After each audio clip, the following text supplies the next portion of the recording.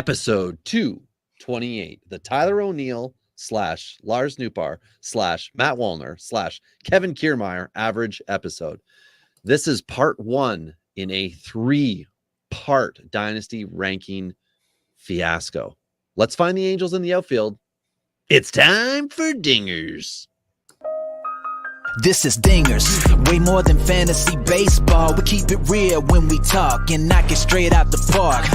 Let's see the stats. What's the average draft position? What kind of plays you making? Check the wins above replacement. Check the lineups and the points. This I gotta see. What's your path to victory? Are they aiming for a dynasty? Get points going head to head. Please don't do me no favors. We're always watching waivers. Ain't no minor league. This is major. Yeah, Dingers. Let's go.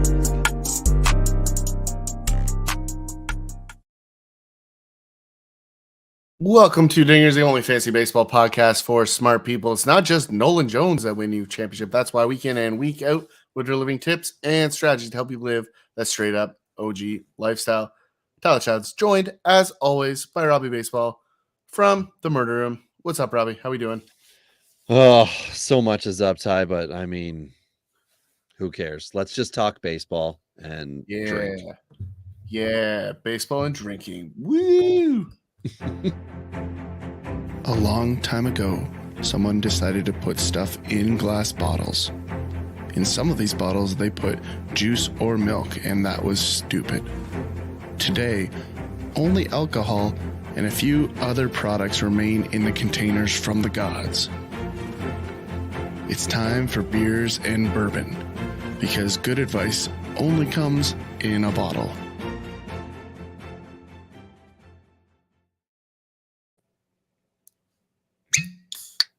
Yeah. What do you got today, Robbie? I have what's known as a Crown Float on the way. Never had one on the episode before. But my cider, which I'll mention, is Forbidden Dry Cider, an artisanal wicked cider. Yes. The brewery is Coffin Ridge. Sounds wholesome. So it's an Ontario cider. Rolling in here with an artisanal drink is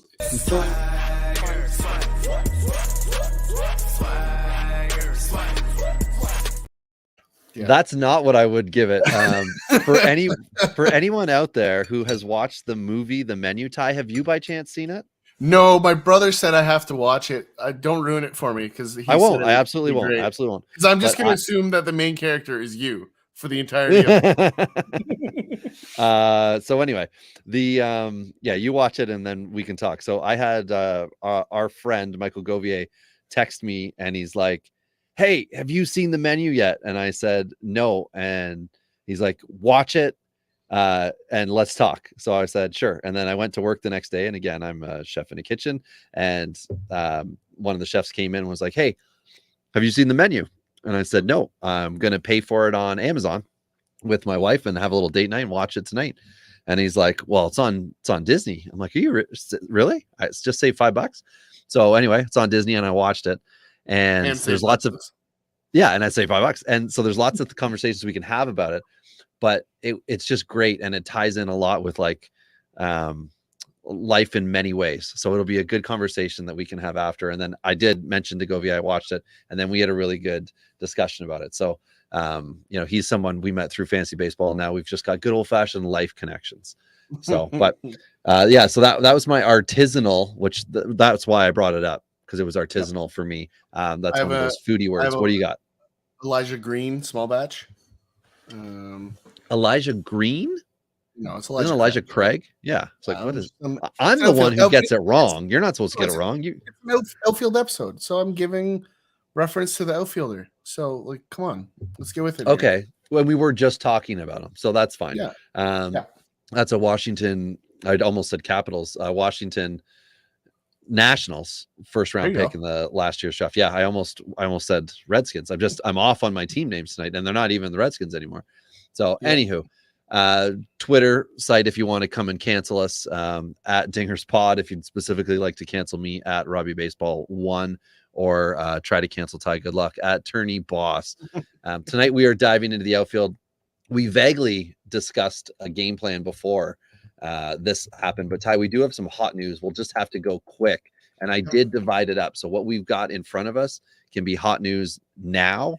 And then we have a second batch of hot news that I didn't even put in the doc for the next part of the Outfield episode, just so that we weren't going too heavy on the hot news. But it's old news now, but it's official. Trey Mancini is with the Cubs. That's cool. I thought this was kind of silly, but also dynasty owners beware. Chris Bryant's supposed to be healthy by the time spring training kicks in. What? Supposed to be? How did he not recover and is having legalized marijuana? So he's just broke. He's trying to catch up. Pain free. Worst case, he's pain free at spring training. Lewis Brinson, former, highly rated, ranked, regarded outfield prospect to the KBO. And Ty, this is one where we can transition out. Luis Ariz, who you once upon a time traded to me because you said, I don't need no empty average guy, who turned out to be a batting champion, has moved from the Twins to Miami, and Pablo Lopez goes to Minnesota. Minnesota is just like SP3 out that starting rotation one more time, and I guess they're hoping to get it right this year. But what do you think about a trade like this? Miami has made moves since then, which we will talk about because of their roster now. I did hate the trade concept of when I heard it, because I didn't hear the prospects that came with it. So and I didn't know a ton about either of the prospects. So when I did my homework, I really liked the trade for Minnesota. I think they did well here. They've got infield depth. They don't need a Reese. They got good return, and they've got infield depth that they replaced in this trade. So I think they did great. It's a good two-team trade, I think. Yep. I like this one. It helps Miami in a big way. Like, they talked about their strategy being, we need people that can get on base, because they did not do that very well last year.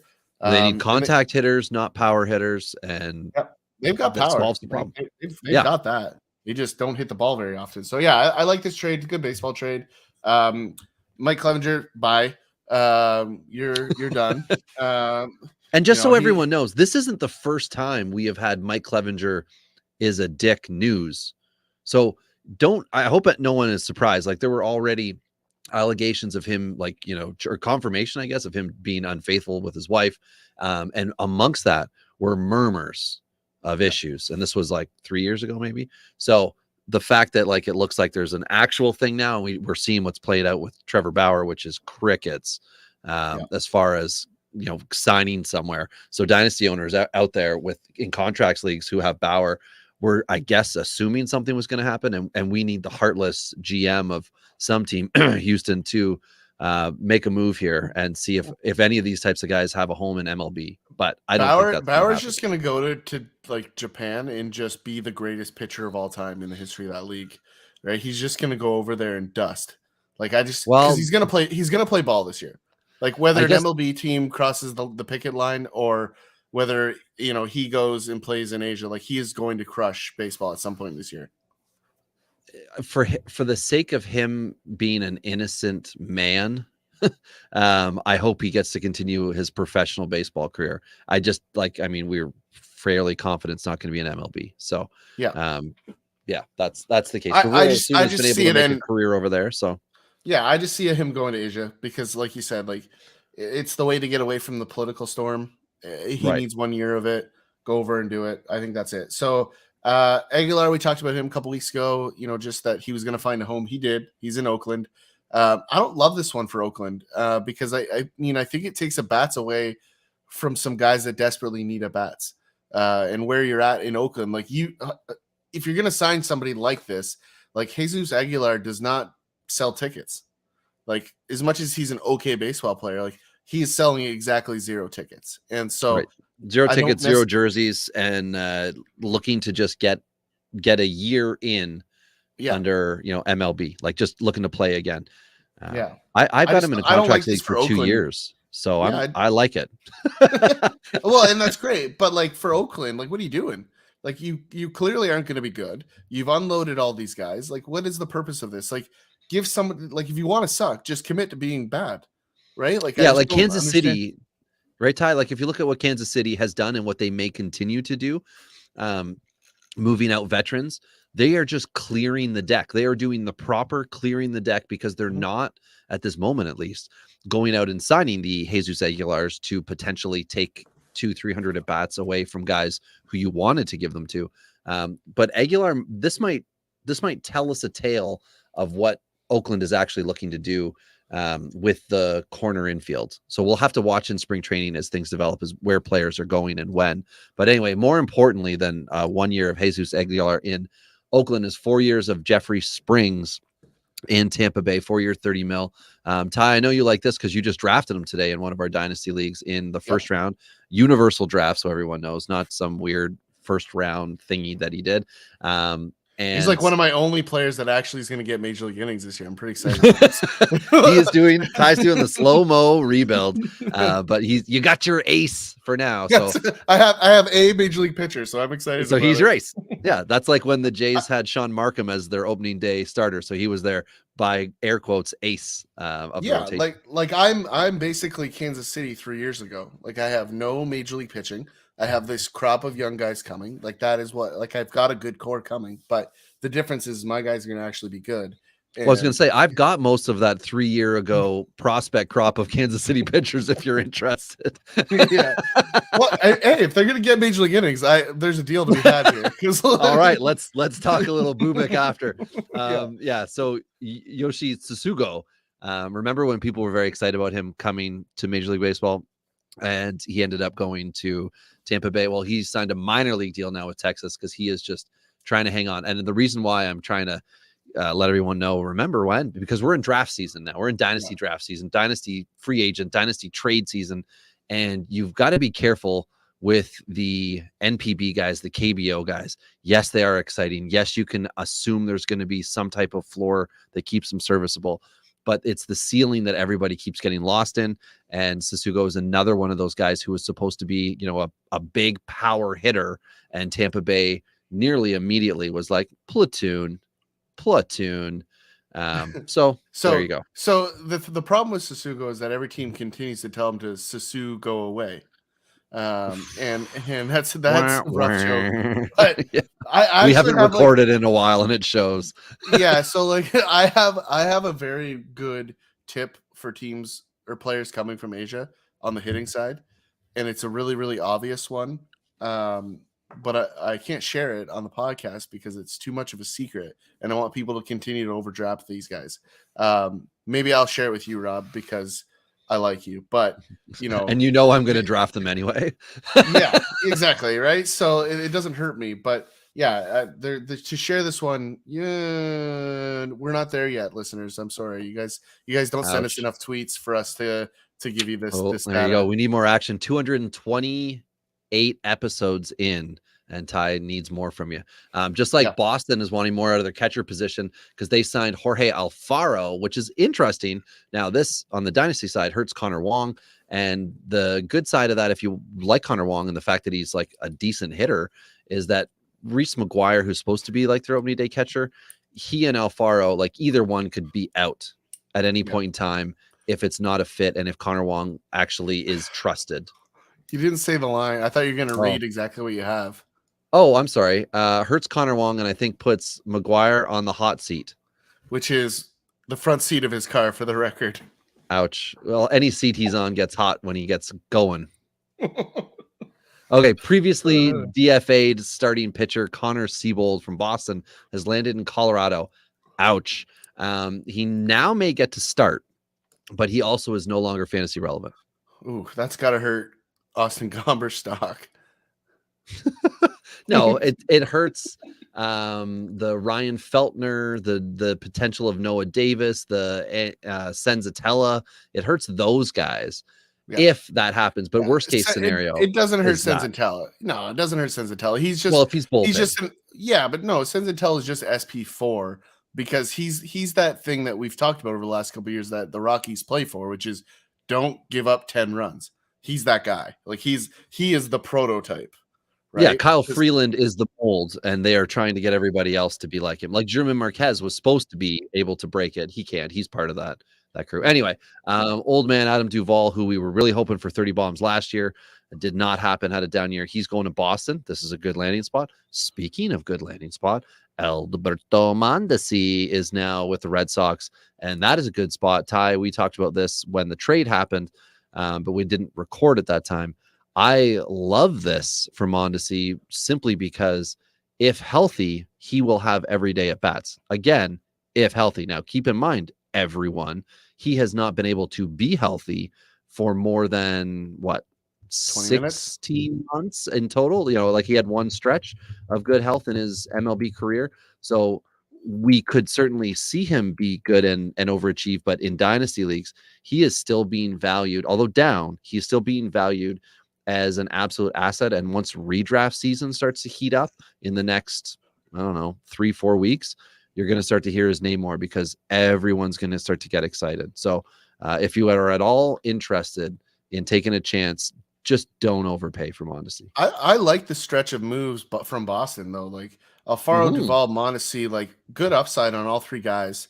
Like Absolutely. Alfaro was ripping the Winter League. I don't know if you saw any of those highlights, but he had a good stretch down there. So it's good depth for Boston. He can play a little bit of right-handed first base. It gives them some backup options for some of the kids if they need it. Next on the list here, Alberto Rodriguez, J2, is off the 40-man roster in Seattle after they claimed JB Bukauskas, who was DFA'd today, for former Blue Jay Taylor Cesaro, which is a guy I actually thought the Jays were going to put another waiver claim on because like that would be a good fit for what they need as a depth piece. And since they lost him already, it might be good. But they went ahead and I'll just jump to this one, Robbie, and signed Chad Green today to what's a very interesting contract coming off of Tommy John. I don't know if you saw all the details of that, but basically a 1 year with a team option in year 2 to decide whether they want it to be a 3-year. They can decline it. I think the way I understood it is Green can accept a 3-year at a lesser value if he wants it to be. If they both decide no, Green gets 2 years at a higher rate, so it becomes a 3-year contract. So the thing I don't understand is why it's being reported as a 2-year contract, because it seems like a 3-year contract the way I read it.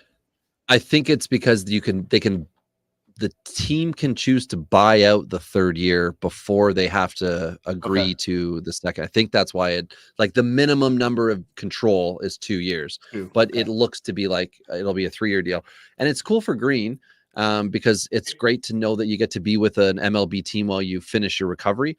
And that's important. Now we saw Ken Giles get a 2-year deal. We've seen other guys get 2-year deals when they're coming back from recovery because the team is trying to bank on that 2nd year, or in Toronto's case, trying to bank on 2 years. And for an RP, I think you do need to have a little bit of caution with it because they have to go 100%. Like an RP doesn't get a slow start, they don't get to build up. Once they're in game action, they're in high velo mode. You're not going to ask the guy to pitch to contact. I think it's an absolute steal for the Jays. Like, I really do. I think it's a great signing. Like, in a worst case, even 80% of Chad Green is still a 6th inning guy, right? So I think it's a great pickup. I think it's good. And replacing the innings of this next guy here, Julian Merriweather, who never, ever realized his potential. And there's one thing here that I love that he finally left Toronto, because they basically were eliminating the changeup from his repertoire. And I think it's the most important pitch that he throws, because the fastball is clearly the one that got rocked. And so the changeup was the reason the fastball is getting rocked, because they had nothing to fear once they saw something flat. Right. So it's just that thing that I like, that he's in a different organization. I think there's still upside here. The arm's good enough. The stuff's good enough. I think Chicago is going to make him throw the changeup again. And when he does, this is a really, really interesting arm. May never be a thing, but it's certainly worth watching. Speaking of arms worth watching, Aroldis Chapman to Kansas City. I own him in one of the leagues that we're in, Robbie. I got him for $4, which was great. Pretty happy with that price tag, considering Matt Bush went for like $550. Like, tell me how that happens, right? Like, so I don't know how that happens, but I'm pretty happy with that scenario.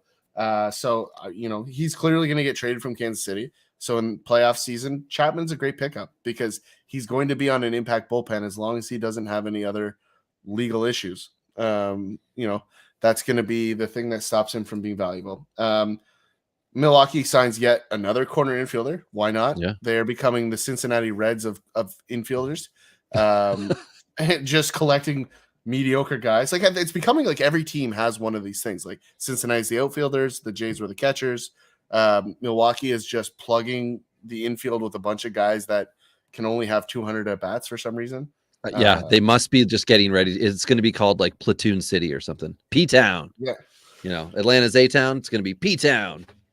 280 at bats per dude. I don't think Wisconsin is the place for a cool nickname like P-Town. Well, they don't have an usher, but yeah. Anyway, Michael A. Taylor is now in Kansas City. He was one of the guys we talked about before. Michael A. Taylor from Kansas City to Minnesota is what I meant to say. And it's really interesting because we all know who the center fielder in Minnesota is supposed to be, the guy with the big extension, et cetera, Byron Buxton. So to put a pure center fielder in Michael Taylor out there, does that mean that Minnesota is now thinking corner outfield for Buxton to try to save him? Now, I'll argue that's even more dangerous because then you have to worry about the sides, the side, whatever side he runs into, not just the actual wall at the back. There's now going to be sidewall. So Buxton's ideal home, I think, is like left or right field in Oakland. That with lots of room, you know, and the out of bounds. But anyway, it's just an interesting move. But it's Minnesota getting more depth, and you got to appreciate it from a fantasy standpoint. It's insurance. So if you're a Buxton guy, maybe you're going to want to look at a guy like Taylor, so that way you can at least get your 600 at bats. Tommy Pham going to the Mets. He's going to be the fourth dude. So he's not going to have 500 at bats unless there's a lot of DH opportunities for him or a big injury, which would suck. But anyway, Tommy Pham's continuing his career, even though I don't like him. Yeah, Thomas Nitto also with the Mets, 2-year deal. Super strange contract for me. Like I don't know what they're doing. Are they just saying Francisco Alvarez is a DH? Like are they just committing to that? Like you don't need him. Thing for me. Yeah. Why do you need 2 more years of guaranteed Nitto when he didn't need to be paid that in the first place? He only needed a year. But like, it's unneeded insurance for a team that doesn't need to, you know, pay more money. You are seeing a lot more teams go with 3 catchers, though. That is becoming a more common trend. So that is one thing. Like we just talked about Boston, who's probably going to carry 3 catchers. The Jays obviously carried 3 catchers for a good chunk of last year. But anyway, 2+ years they did it. So yeah. So the next one, Miguel Andujar, who I think still has some baseball left in him. This is an interesting guy that, you know, the at-bats that I saw from him last season with the Yankees were still good enough to play Major League Baseball.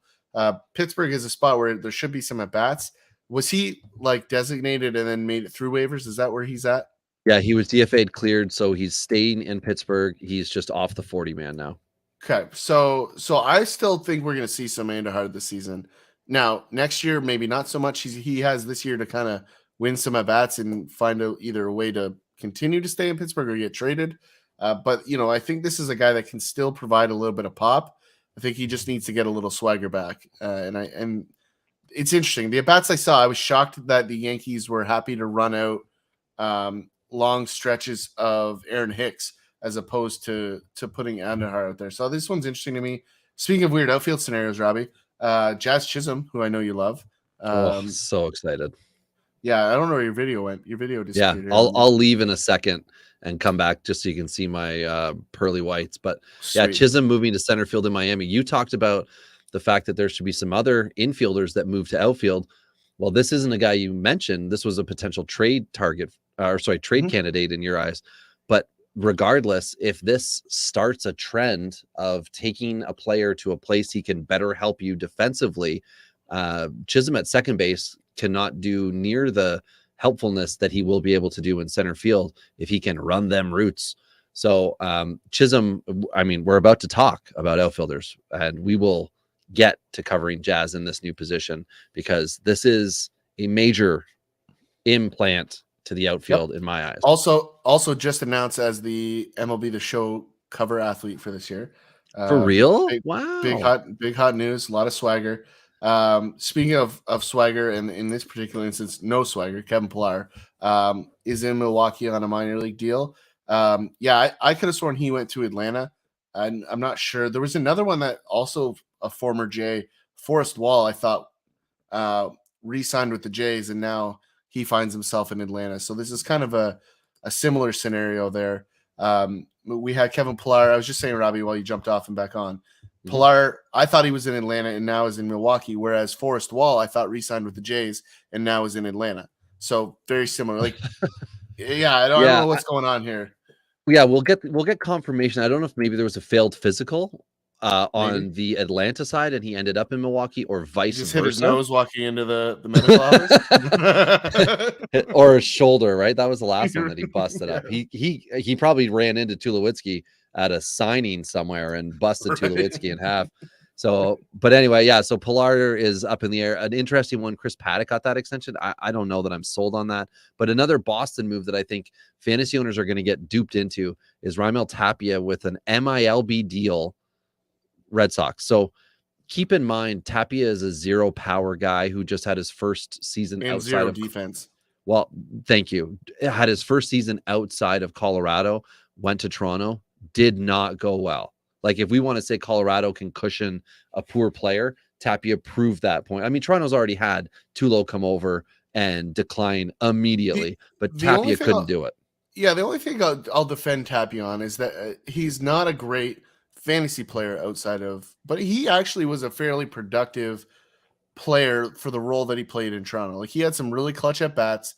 He saw a bunch of pitches. He put balls in play. He did his job for what Toronto needed him to do last season. But as a fantasy asset, I'm with you, Robbie. I don't think there's much to hang your hat on here. The big red flag this gives me is if I'm a Jarren Duran owner, I'm like, ooh, because that suggests that, like, they don't trust his ability to turn the corner with the speed guy, because the Tapia is the kind of guy that can run down that center field alley in Boston. He's not a great defender overall, but when you have that much territory to cover, it's a little less relevant. And Tapia is a guy that can help in that outfield. But Tommy La Stella ends up in Seattle as Seattle continues to search for options in their infield.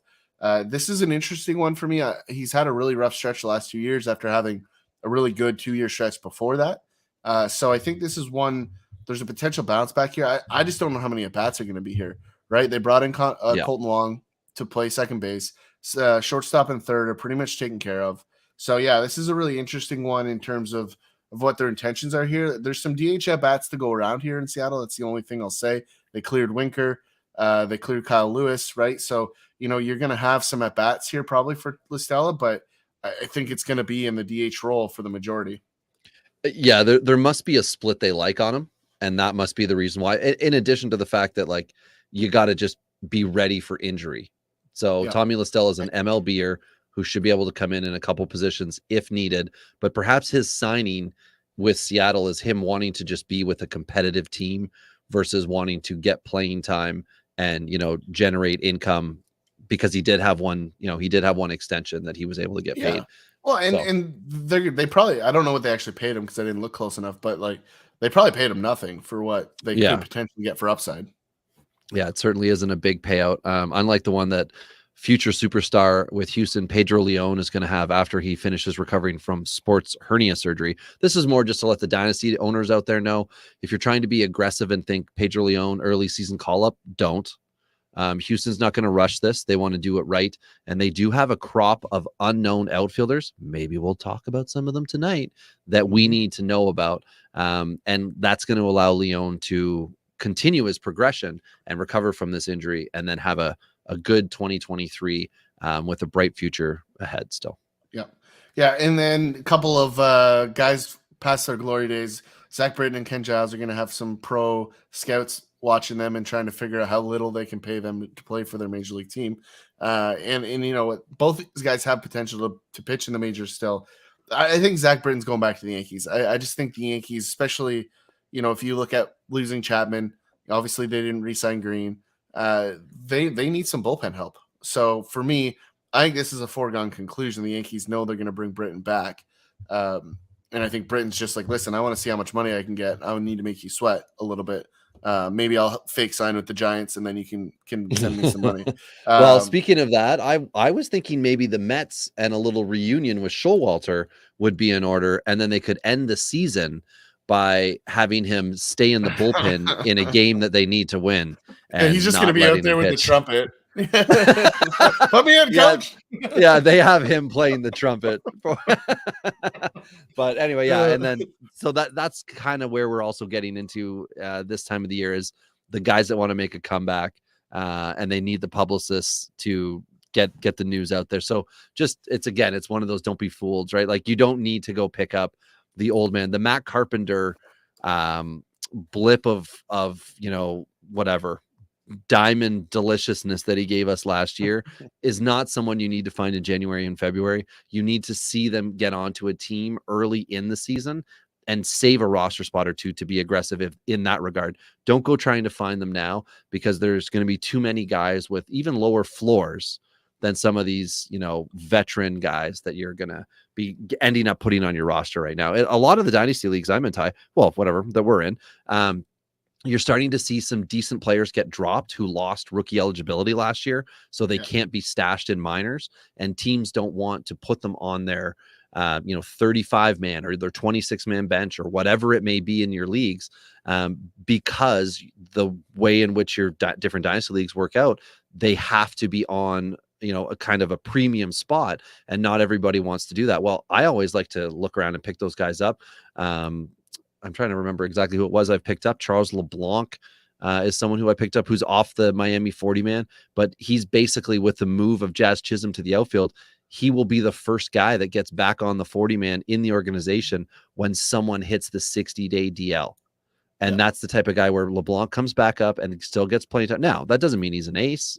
He's not an elite fantasy guy, but I would rather have him within my organization than trying to pick up the Nomar Mazara type guy that I just really need a lot. I'm picking on you, but the guy that I need 5 things to go right in order for him to have 2 weeks of pro time. You know what I mean? Harold Ramirez was able to break through last year, and kind of break that curse for himself. But for every Ramirez, there are probably 15 other guys who don't get that back. So I'm just saying, choose your roster spots at the end of your roster wisely, this early in the off season.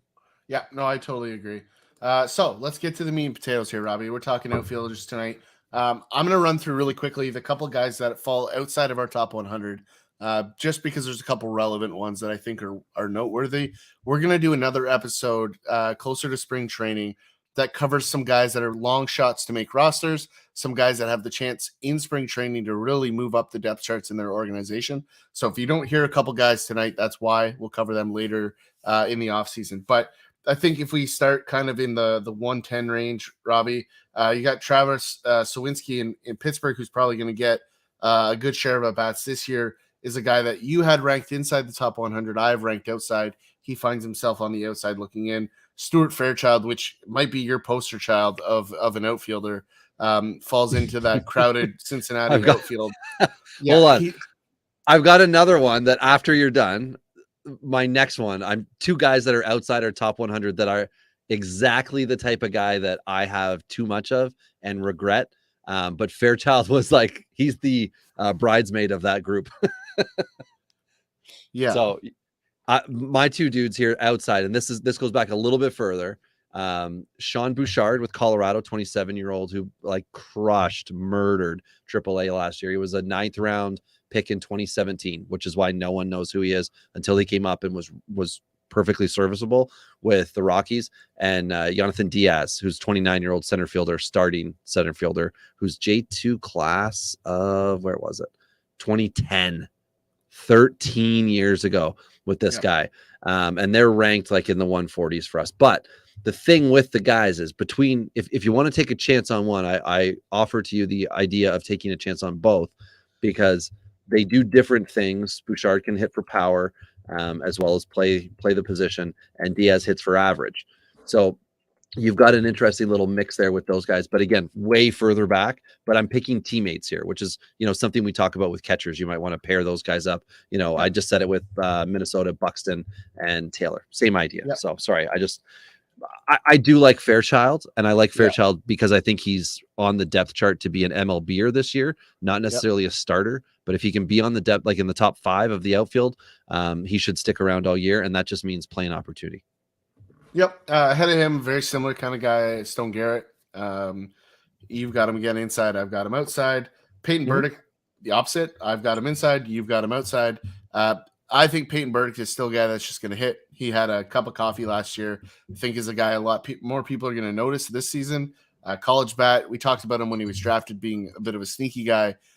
There's enough here. I think he's going to get a chance because he is a contact guy. So if you look at what we talked about earlier in terms of what Miami's trying to do, I think he fits that. So that's why I like him inside of my top 90, just inside for the record, as a guy that's going to get some serious at-bats this year. Jose Siri, you have 92.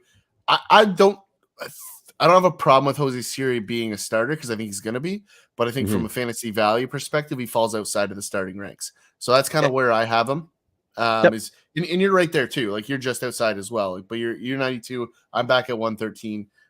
Again, there's a starter here for Major League intents or purposes. He's going to play center field in Tampa Bay, barring some sort of injury or change or stupidity that is Jose Siri. Go ahead, Robbie. I'll just say he is a fantasy league specialist. So he's not a starter for everybody. He's not going to be appreciated in smaller leagues, 5 outfielder leagues. Yep. You're going to want to have him, leagues with points. I don't think you're going to get to fully maximize what he can do for you. But if it's like 5 categories, and of course steals is included in that, that's where he could be more valuable. If it's OBP, I think he could also do that too for you.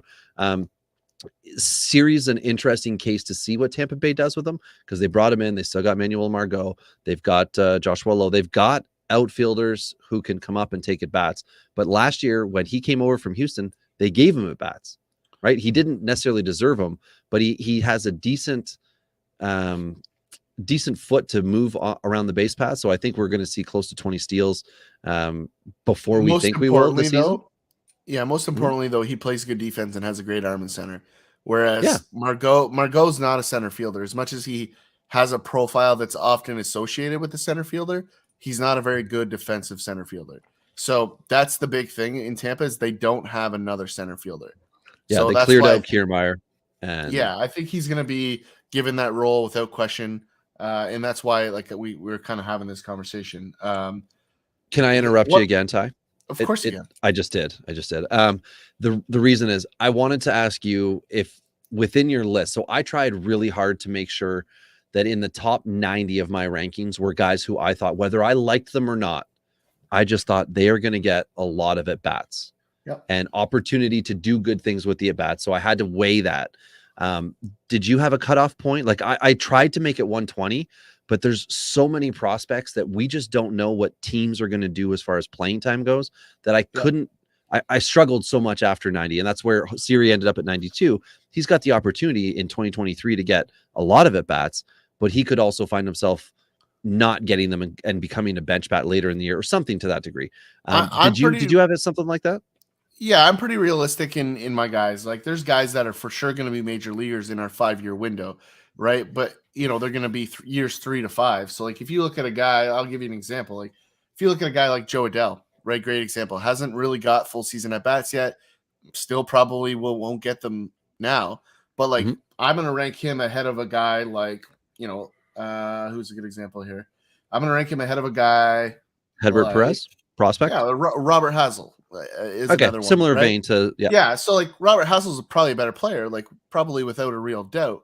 At this moment in time, given what Joe Adell has done at the major league level. But in a 5-year window, Joe Adell is going to get more at bats, right? Given the current trajectory of Robert Hassel, right? Unless he comes out and San Diego does, something silly like they did last year. No, Hassel's in Washington now, but the deck would be theoretically cleared beyond the 4 sort of major league outfielders that they've got. Yeah, that's true. Yeah, I forgot he went in that trade. But yes, either way, that's just an example of somebody that's unlikely to get a full 2 seasons of at-bats before that 3rd year. And I think in that window, Joe Adell is going to be advanced. So 3 to 5 is probably in all likelihood going to be better for Joe Adell than it would be for the 3 years we're going to get from any of those prospects. So that's kind of the way I look at it is I just don't see that makeup. I don't overestimate years 1 and 2 of what we don't know. Right. That's really where I kind of, rank my guys. So, staying on topic here, though, we got Anthony Santander next here at 105. This is a guy that's going to be a major leaguer. He's a starter. He's going to play. I think he's way undervalued. I've got him at 70. Robbie, you're back at 133. I think he's going to hit 5 or 6 in this lineup, and that offense is getting better by the minute. So I like his growth this year. I think he was the back of the train last season, and I think that showed in his protection numbers. Lots of strikeouts. He's not the kind of guy that's going to succeed in a scenario where the swing and miss potential remains high. So I like his upside moving forward with a little bit more protection there. Ahead of him, Gavin Sheets, I think very similar, really underappreciated guy in Chicago. I think the fact that we don't have Jose Abreu there is the greatest thing that could happen to Gavin Sheets, right? So I think Gavin Sheets is one of those guys this offseason, Robbie, that is amongst one of the best value buys that's out there. Because I just think nobody's expecting him to be a leader at any level. And I just really like him to be a step forward. So powering through it, Lamont Wade Jr. had a bad season last year. I think he has the chance to be a bounce back guy. Same with Randall Grichuk. Randall Grichuk's just been mediocre for a really long time. I think he'll continue to be mediocre. I like him better than you do. Again, Robbie, I have him inside of kind of my, let's call him outfielder 3 window. And, you do have him high. Yeah, I mean, I have him right where I've always had him. Like, he's a third outfielder from a fantasy perspective. That's what he is. Like, nothing's changed. There's a little bit of power. He plays at Coors. He's got a reasonable amount of speed. And he plays good defense, right? So all those things are going to keep him in that lineup for a gross majority of games or put him into late game at bats. So, I don't love Randall Grichuk as an SP or outfielder 1. Like, I'm not saying he's going to be. It's a realistic ranking. It's not one that you're passionate for. You're not looking at the highest potential outcome for him. You're just looking at where the chips fall. Yeah, he's the kind of guy, if somebody wants to give him to me for a relief pitcher that has very little upside, yeah, I'm doing that deal all day. Or if he falls late in the draft, I'm going to take him. To your point, he was the 41st ranked outfielder last year, right? Who would have told you that he was a top 50 guy? Nobody. However, that's where he landed. And that was a season in which no one was at all impressed with what he did. But there were a ton of guys drafted ahead of him who finished way further back or weren't even worth ranking or talking about their 2022 because it didn't go that way. So agreed. And he's always been that way. And that's where he becomes a great value. If it wasn't for Ronnie overdrafting him in every single league way too early, then I'd probably own him in more spots. Okay, let me hit 101 because 100's yours, and then we can really kick it off. Ceddanne Rafaela, who's a center fielder, possible third baseman, possible shortstop, but we're really just going to call him a center fielder with the Red Sox. And the reason I want to talk about him because he's a J2 guy who will play this year at 22. Last year between A and AA, this was his coming out party. He hit 299 and he had 12 home runs, but 14 stolen bases. And he's really good baseball player, OBP 342. And he's started to get all the love on the top 100 lists. And everyone's like, oh, kumbaya. I'm throwing a bit of a caution flag at this. Reason being, I don't think we're going to see an MLB at bat in 2023, but he's going to be treated like a guy who, should be on the Red Sox opening day roster. But that's why they have all those veterans they signed, right? Raimel Tapia is a reason why Rafael is not going to get at bats this year. That sucks, but keep it in mind for your, long-term dynasties, your waves, your windows, whatever's going on within your teams, that he is somebody who, because of his late comeuppance, is not rostered in a lot of dynasty leagues. Because in 2021, he only had, where are we here? 10 home runs, 23 stolen bases, and a 250 average at A ball. But all of a sudden, he had a really good 2022. He's now playing winter ball, and people are excited. So I don't think you need to go and pay the piper for him. I think you need to be realistic. Know that in Boston, playing time will be there in 2024, though, for sure. That it's going to be him and Verdugo. That's who's going to be on contract. I agree. I like it. A huge bounce back candidate for me, Robbie. We talked about heading into last season a lot. He had a great red hot start to last season and then had some issues, but finished strong in the minor leagues. And that's the thing for me. Bounced the average back, continued with the power stroke, which is not a problem for him. And I think this is just organizational change for Miami, and that's Jesus Sanchez. Still just 25, still crazy upside power. Contact is the issue here, right? Like, that is the one thing. So even small improvements in that, and we're going to have a real valuable outfielder here. I have him in the same category kind of as Grichuk, Robbie. Like, I think value-wise, like, if you're realistic about him being your third outfielder, you're realistically here that you're probably drafting him if you're drafting as an outfielder 5, right? Like that's the kind Okay. of draft area you're going to be taking him. But I think from a rankings perspective, I think his 5-year value is in this range, because even if he doesn't go to batting 250 this year, like I still think he's going to bat 230, 240. And as long as he gets reasonable at bats, he wins the job per se. Like 25 home runs, I think is almost a lock if he plays a full season, right? You know, that's going to come with a ton of strikeouts. So like if your league has strikeouts, like be buyer beware, right? So that's the downside with Jesus Sanchez. Yeah, that's definitely a hurdle to overcome. Yoeli Cespedes at 99 with the White Sox. He's 25 years old, and people were not sure what they were going to get. And what was it, 2021 when he signed? But he's a pro. He's a pro baller, and he did not do well in the AFL last year, which I think hurt his prospect stock. Last year, he came back and had a perfectly fine season. No, he did not rip the cover off the ball or have a high average, 258 average at, what was it, AA? Yeah.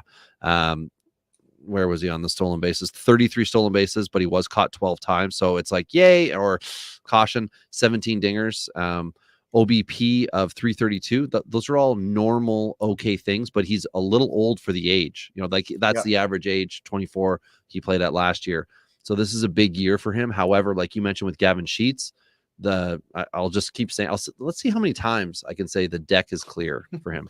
Well, in this episode, the deck is clear in White Sox land in 2 years for him Cespedes to be there.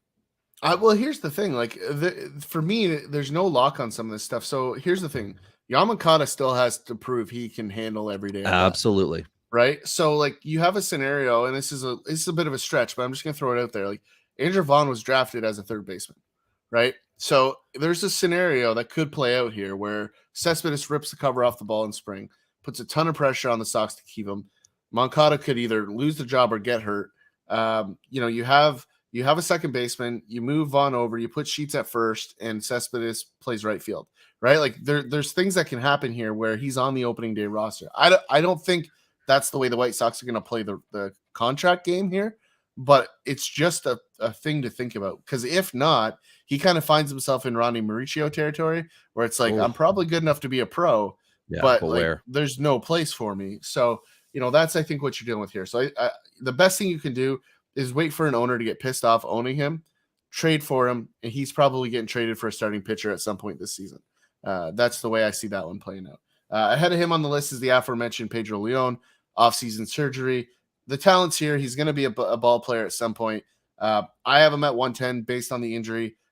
There's just too much progression left for him to be a star in a 5-year window. Robbie, you've got him inside, the top 90 here.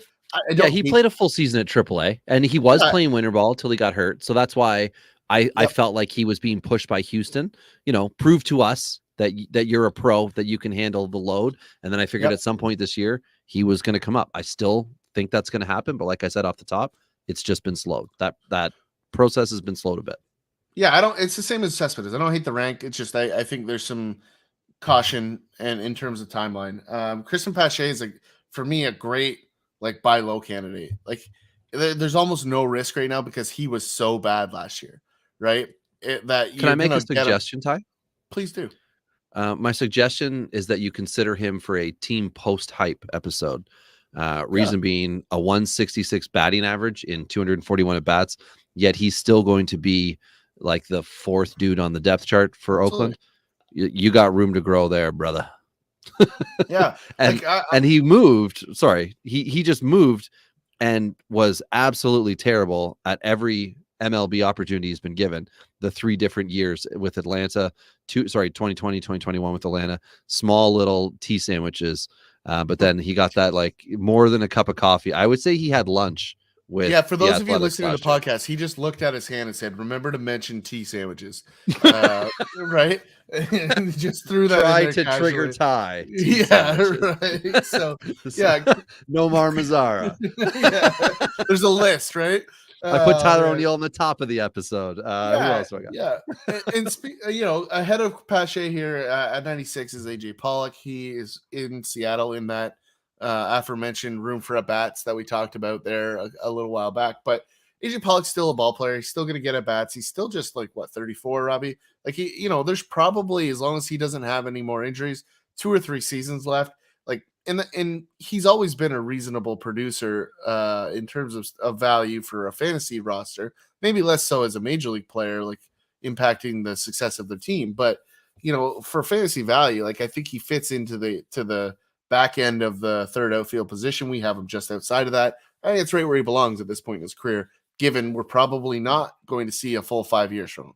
I don't think that's the expectation. Yeah. It's just, we want him holy sugar. Nailed snap. it. We want to see what he can do healthy. And it didn't work out last year with the White Sox. So let's hope that with Seattle, he can get those opportunities. And again, Jared Kelenic, who is absolutely being treated as, like a premier outfielder by everybody, I think, except Dipoto, who's like, well, I need to protect myself. And AJ Pollock is a great little piece of insurance for him. I agree with that completely. So from 95 to 91, I'll take over here. Joey Weimer. Is that right? Weimer? Yep. Pronunciation, as we already know, is not my thing. With Milwaukee, I believe we're both betting he's getting time this year. It's just a matter of how many at-bats. We're going to see 100, like we did with a guy like Corbin Carroll last year, or are we going to see 250? But I don't think we're going to see 450. Weimer, when he comes up, he's going to be hitting you in all categories, and it's a matter of when he comes up and how good he can be. Let's see him have a great start to his AAA season and put pressure on Milwaukee, who, if we do a depth chart episode, certainly has the ability to make room for one outfielder. James Outman with the go ahead.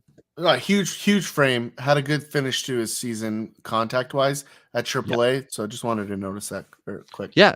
Like 100% like legit stud potential with Weimer. Could certainly find himself, halfway up this list next year if he is able to take off as we're hoping. James Outman with the Dodgers, I think he is their second best outfielder, and I am happy to have that conversation when the time comes. He did nothing but mash last year, even with he didn't even have a tea sandwich last year, Ty. He had like the crust off of the tea sandwich, batted for something, and then was sent back down by the Dodgers. They went with Trace Thompson, who did not have options, came over and trade via San Diego, I think. And that was fine. That worked out okay for them. So Outman was the out man, went back to AAA and continued to play because he's a professional, and he'll play this year at 26. I think he's a great asset for the Dodgers and 100% fantasy sleeper, because it doesn't look like even, the website that promotes hype the most for fantasy guys, Fangraphs, they don't have him in a starting role, I believe, at this moment, and that's a good thing. Trent Grisham's in at 93. I'm not really liking his fantasy potential long term, but that doesn't mean he's not going to get at bats. That doesn't mean he's not going to still have, like 60, 70 run RBI seasons consistently. I just don't see as high a ceiling as Ty does. We are 40-ish apart in our rankings. Ty's got him in the mid 70s. I've got him in the 107 range. Harold Ramirez. Go ahead. Sorry, the one thing just really quick on Grisham. Yeah. The splits are real, right? Like, he struggles against the lefties, hits the righties. So for that reason, I think he's just always going to get a little bit of extra bump because there's a predominant usage of righties, right? And so I think that's except with the Dodgers. Yeah, that's fair. Who are always going with lefties on them. Yeah, but now everybody. Sorry, but now we're balanced, so it's less of an impact, right? But I think that's one thing that I kind of valued in this one, is just that I think he's still going to get center field at bats. Now, listen, like, San Diego could and probably will, based on the amount of money they're throwing around, maybe re-sign Soto. If they do, like, that for me is a major hit in his long-term value, because now they're just one outfield away from removing him from the outfield depth chart, right? Like, that's the problem. So I just want to flag that. That's all. Yeah, fair. Harold Ramirez is ahead of Trent Grisham. And that's just on the basis that I think he can do more with an a bat than Grisham can from a fantasy standpoint. It's certainly, no knock or whatever, but Ramirez was not in this position a year ago for us. Drew Waters with Kansas City pops us up to 91. The 24-year-old is an absolute bag of dicks as far as I'm concerned, and is going to heavily disappoint fantasy owners, but Ty feels the exact opposite. And I'm guessing you're looking at him as like an outfield 2, outfield 3 type guy. Kansas City's going to rely on him. Like you can't find a guy that I like less that has more opportunity than Drew Waters. I'll say that on this list. I just think there's more here underneath the curtain. I mean, I hope so. Somewhere in the Atlanta system, they just gave up on him, right? I mean, there's just a guy Pache. Here that, like he hit for stretches at Omaha last year. He hit 295 with a 940 OPS, right? So, like, yeah, it was just 120 at bats, but still enough to make you pay attention. Finish the line on the year in the minor leagues at 269 with 805 OPS and 13 bombs in just over 300 at bats. So, like, you put some contact and some on-base percentage into a Kansas City outfield, I don't hate this, right? Like, in the opportunity is there. Like, he has to beat Edward Olivares for at bats. Like, I think that's a very doable thing, right? Everyone loves to love Edward Olivares, but like he continues to be mediocre at best, right? On his best days, Olivares is not great.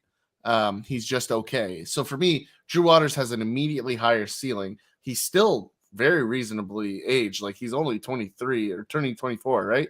So like there's more than enough here. For sure. Yeah. And I just think Kansas City's going to be better. So you put all that together, the production here is for me. You got 5 years of a guy that's 24 showing some upside. I like it. That's why I got him where I got him. All right. Well, Ty, you've got 90 through 86, but let me just say my piece on 90 because we discussed it before. So Christian Robinson was not and has not been able to get a U.S. work visa, but he is ready. Baseball activity is happening. If he is able to get one, I think he is an an outfielder 2. And we're putting that within your, 31 to 60 range. So I think that's where he's going to land. And in the latter part, like I've got him at 59. Now, Ty's being very realistic with it and saying he doesn't think he's going to be able to have a pro career, certainly not soon, that things need to, there's outside baseball things happening. And for that reason, he landed at 90 with us. Now, if you want to play the upside game here, you can go get him from whoever's in your dynasty league. If you just like write the guy a note, send him a link to some of the stuff we were looking at before we started recording on the obstacles he's got to overcome. This is an absolute buy low dynasty guy. And I'm just looking at the potential upside of Christian Robinson. Guy's 22. That's how he ended up at 90 for us. For me, it's really simple. I cannot acquire him until he's been convicted. Like like that's just something, the way right? Yeah, that's the way a PD suspension. Yeah, well, he pled guilty, wasn't it? He pled guilty and he's got a felony, which is the reason why. Yes. He's struggling with. So like eventually he'll find his way onto some rosters. I'm not gonna lie to you, but now is not that time. So we just talked about Drew Waters. This is Kyle Isbell here at 89. You've got him a little bit higher, Robbie. You're at 72. You're a little more. You're in the Isbell camp to win that outfield job. I'm in the I think he just takes the opportunity. That's all it is. That's the only difference. I think he gets the at bats. That's the result. I personally believe Waters is bigger and he'll beat him physically and take that position. Like a clubhouse incident. Correct. Yeah. The old 100%. Yeah. That's what's gonna happen here. So this is a guy I'm really high on next year, Robbie. That it was one of those guys that. And I've talked about this. Yeah, you are. Yeah. Wow. So this is a guy that fits a very specific mold. And I've talked about this for the last about year and a half, Robbie, as we've been like drooling over what Baltimore's been building. Like I believe Mike Elias to be one of the best, if not, it's hard to say because Anthopoulos in Atlanta is fantastic, but like Elias might be one of the best GMs in all of baseball. And he's certainly in the running for best. It's just hard to give that title at this point in the Baltimore rebuild. But they took Heston Kjerstad and everybody went, wait, what? And guess what? He shredded last season, right? And I really believe he's going to find himself on this major league roster this year. And so that's why I have him high up. Plays a good center field. He runs, he makes contact, and the power's coming slowly, but it's coming. And so like I just really, really like the fact that Austin Hayes isn't a guy that's going to stop him from stealing a bat. I'm just sorry. He's not going to do it. You don't think Willie Mays Hayes is going to do it? Kjerstad, just to remind everybody, was oops, sorry. I'm touching buttons, was severely affected by COVID symptoms. Is that right? Yeah. Yeah. Yeah. Okay. So he is the guy. That's why he didn't have 2021 stat line. And that's why his 2022 stat line was abbreviated, just so everyone knows out there. Because again, the prospect landscape is what have you done for me lately, not what do we think you can do for us in the future. So Kierstad falls under that category, almost a prospect post type Ty. Well, I'm not sure about that, but like, I mean, he just is a guy that everyone has forgotten about. Like last year, he was 309 with an 851 OPS. Not the huge power, but he had 17. In 2019 at Arkansas, right? So like, that's in a short season. Like the 30 home run upsides here, we haven't seen it at the major league level yet. But it's going to OPS come. in the minors was 851 last year, and that's in a half a season. So there's promise. There was doubles, triples, and a few Yeah. dingers in that. So Absolutely, it's but solid. yeah, it's coming, is what I'm saying. You're gonna have an outfielder here, like so. You've got Santander and Hayes, which are just guys that aren't good enough to take the upside that's here at bats away from him. So that's why I like him. I think we're gonna see him probably earlier than people expect. Go ahead, Robbie. Let me help you with the stat line. So Kierstad did have 10 dingers last year. Count the fall league because the kid was missing. He only had 243 at bats. Chalk on another 98 with the fall league, and he had 10 dingers. He had what would he have been? Well over a 300 average when you tack in the 357 he hit in 98 at bats at the fall league. Like gamer for sure. I'm believing in what you're saying. I think my only hesitation in my initial ranking of him, putting him in the 120s, was his MLB start date. And of course, we want to see it backed up. We want to see him, double A. But he did do the fall league with crappy pitching. We want to see him murder double A, go to triple A, and then he could be the quick call guy up, which the Orioles did with 2 guys last year, right? He's going to spend 5 minutes at double A to start the season, and then he's going to be in triple. The core of their guys, like he's going to be with Westberg, right, in AAA. Like those are the guys they want to keep together so that when they bro out and they become buddies, they can be roommates on the road at the pro level. And Mayo. Yeah, and Mayo's going to I would expect Mayo to be there in double just a touch longer.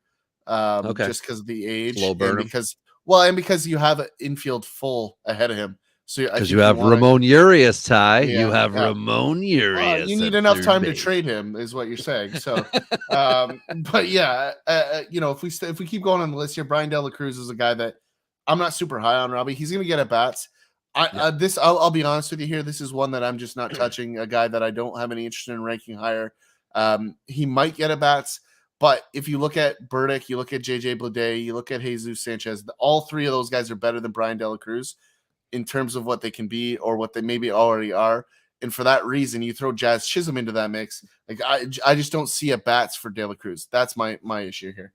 Okay, I think he's the second best outfielder with Miami, and that's just you picking Sanchez and me picking De La Cruz. That's all it is. So we just difference of opinion on those 2. We don't need to get any worse. I'm very curious about your 86 or our 86. Yeah, I mean, Chas McCormick's just a guy that's going to get at bats all year in Houston, right? There's nobody behind him in that system that's going to take at bats.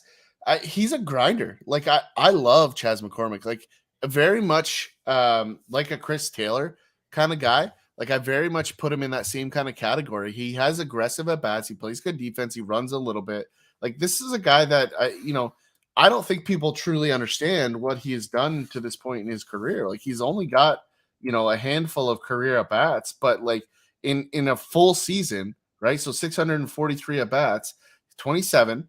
He's got a 3.6 career WAR, right? The batting average is 250, which is okay, right? But if you assume like 643 at bats is a long full season, right? Lots of at bats, 94 runs, 94 RBIs, and the OPS 750, right? So like if you're talking about a guy that's in the back end with room for improvement, like I like this pick. I just think the guarantee here versus a lot of guys in this like 45 to 80 stretch, the at bats are just going to be locked in for McCormick, right? Barring injury. So that's why I don't have a problem moving him a lot higher. I just don't think there's a playing time concern at all. Okay. Heading into 85, we've got Tyrone Taylor with Milwaukee. 84 is Jorge Soler with Miami, taking away more at bats from better players, unless he's just hitting dingers for days. Anyway, TJ Friedel with Cincinnati, 27-year-old, looking to have a big year this year. Trace Thompson with the Dodgers, 32-year-old, interesting story. And Helio Ramos with San Francisco, who I got to be honest, he needs a few things to go his way in order for him to get regular at bats, because when he's been up, he's been like several other guys we've already talked about, just not doing it at the MLB level. Now, I'll circle back to Tyrone Taylor, the 29-year-old with Milwaukee, who has had the better part of 3 seasons of MLB action here, there, and everywhere, but realistically has only been considered a bench bat. Now, when he's put in a starting role at AAA, which he was in 2021, what was his line here? Oh, I guess it wasn't regular. He was a big bench bat in 2021 too. Let's just stick with that. But he's a power bat is what I'm saying, Ty. This is a guy who's going to give you 20 plus dingers if you put him in the lineup. He's also a solid OBP guy now, or sorry, OPS guy, not OBP. But what he needs are these things called daily at bats, regular at bats, and he's going to get that this year for the first time in his career. The problem is that he's got people nipping at his heels. He's got Hedbert Perez. He's got Joey Weimer, and he's got Garrett Mitchell. That's the sound of nipping at your heels. What he's got to do is the Adele thing and rise up. And if he does that, and if he's able to swim, he's going to have some career longevity. At 29, he's got lots of time and lots of at-bats ahead of him. They just need to be pieces of what he's been, but the average is going to have to be a little bit better than the 233 he gave us last year. So that's my issue with him. Soler, we know who he is. We know he can have pockets of success, lots of power. Friedel with Cincinnati is interesting. There's playing time opportunity with him, very much like Trace Thompson with the Dodgers. And Trace Thompson, Ty, had north of 30 dingers last year. I mean, for a guy who seemed like he wasn't needed, my fear and my hope is the same with Trace Thompson, and that's that the Dodgers Max Muncy him. And with the leagues that I don't have Thompson, I don't want him to become like a top 100 fantasy guy for a period of time. But the leagues in which I'm looking to acquire or will end up with him, I do hope that he has, 30 dinger, 80 run, 80 RBI potential, which is saying a lot. But this is the first time in years that the Dodgers have outfield at bats up for grabs, which I think they're just going to give to the hot hand. So if Thompson can do it, the opportunity's there, and it's what they want, right? Like Betts is one. Betts is the man with the Dodgers. We've already mentioned James Outman. Are they going to say, okay, we want some average with one guy, which would be like an Outman, and good D, and we want power with another guy, which is a Trace Thompson? Or, do we want, like, because who's the other? They got an old man there. It's not Fowler. He just announced his retirement. I forget who it is. Hayward? Thank you, Jason Hayward. Yeah. So they've got Hayward out there who's going to be like the veteran dude, but at the same time, Trace Thompson's not a kid, right? He's 32 years old. He knows how to hit a baseball, be a pro. So I think there's something to be said. There's a bit of career left for him. I think we could see possibly, if this year goes right, at least 3 years of unencumbered starting outfielder. So I'm high on him, but Ramos again. I mean, I've got him ranked in the top 80.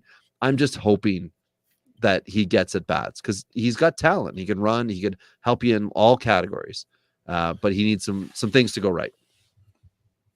Yeah, no, I totally agree. Ramos has become a defensive guy, right? Instead of the potential offensive upside that I think everyone wanted him to be. Now, that generally tends to fit a playing opportunity in San Francisco. So I have him in that scenario, similar to you. So I would agree.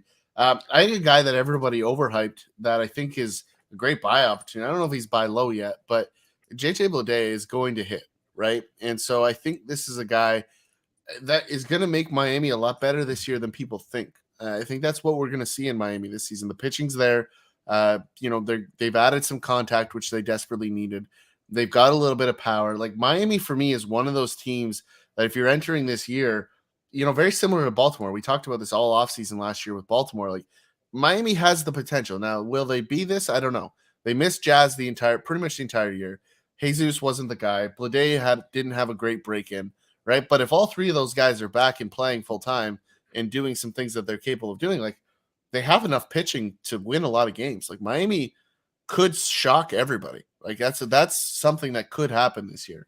Now the downside is that they play in probably the hardest division in baseball entering this year, right? Because if we move them into a category where they're winning games, like that division's super deep, right? You got Philly, Atlanta, who am I missing? The Mets, and now Miami here. The Nationals obviously suck, but that the balanced schedule is going to be the saving grace for Miami. They got to win the games out of the division to get ahead, and then they need to be 500 within their division games. Yep, agreed. But it's possible, certainly possible. Yeah, Matt Vierling here at 79, like his value went way up. Like we talked about him entering last season, Robbie, and I'm like, listen, this guy's not going to play. Flyer last year. And it went exactly that way. But him going to Detroit is a great scenario for him. He's going to get to play, and this definitely pumps his fantasy value. I'm not ready to say he's great yet or that he's going to win full-time jobs yet, but he's certainly going to get a heck of a lot more at bats here than he was ever going to get in Philadelphia. So I like this move for him. You've got him at 70, which is great because it's like back from where he had him last year, where he belongs.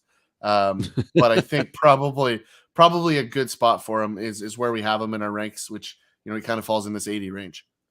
Yeah, like my only piece on Vierling, and I don't want to be in the way on any of the others, is that you look on the depth chart for a team like Detroit, it's Riley Green, Austin Meadows, 60 feet of crap.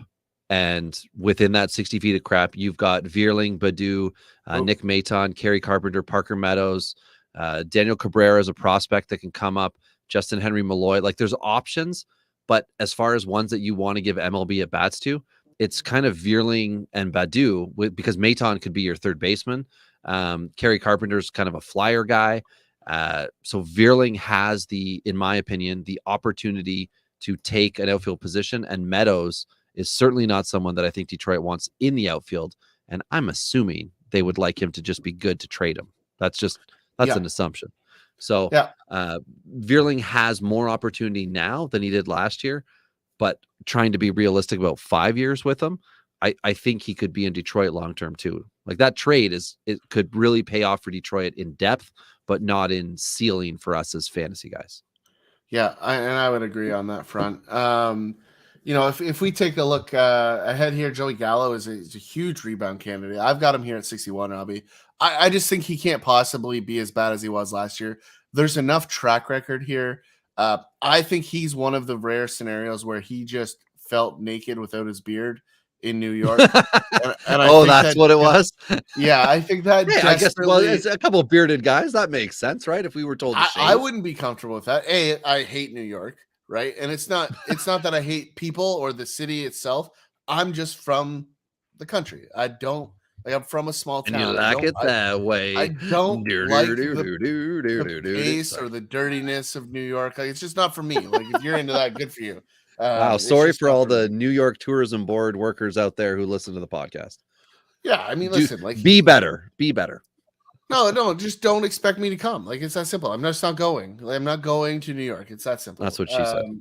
Yeah, fair. But like I like Joey Gallo to be a huge bounce back. Like there's still the home run upside. Yeah. They're just like I said, he can't all of a sudden not run into 30 baseballs like he did in all of the seasons before that. Well, they did this with Miguel Sano for years in Minnesota, right? So the opportunities for Gallo to be able to continue that trend.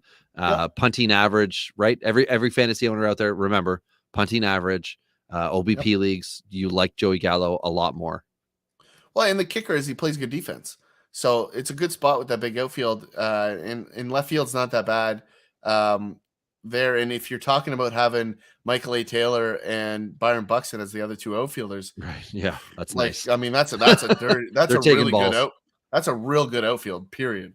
So that might be, and by might be I mean probably is the best defensive outfield in baseball with those three guys out there. So I just like that one there. Eddie Rosario is a guy that again had some eye issues last year. Can't be worse than he was.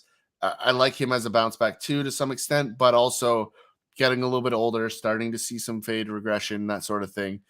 Losing at bats to Marcell Ozuna, who we expect to steal some again this year. We saw the resurgence of, or we're expecting the resurgence of Acuna. We've seen Michael Harris, right? Like there's some contention for at bats here for Rosario, or I think both of us could probably have him a touch higher, but it's not there. Also facing the same thing for me, Lane Thomas. I don't see him getting at bats. You like him for at bats, Robbie? So tell me why you like Lane Thomas as much as you do. The reason that I like Lane Thomas is called default. I like him because this next best outfielder with the Nationals is Victor Robles.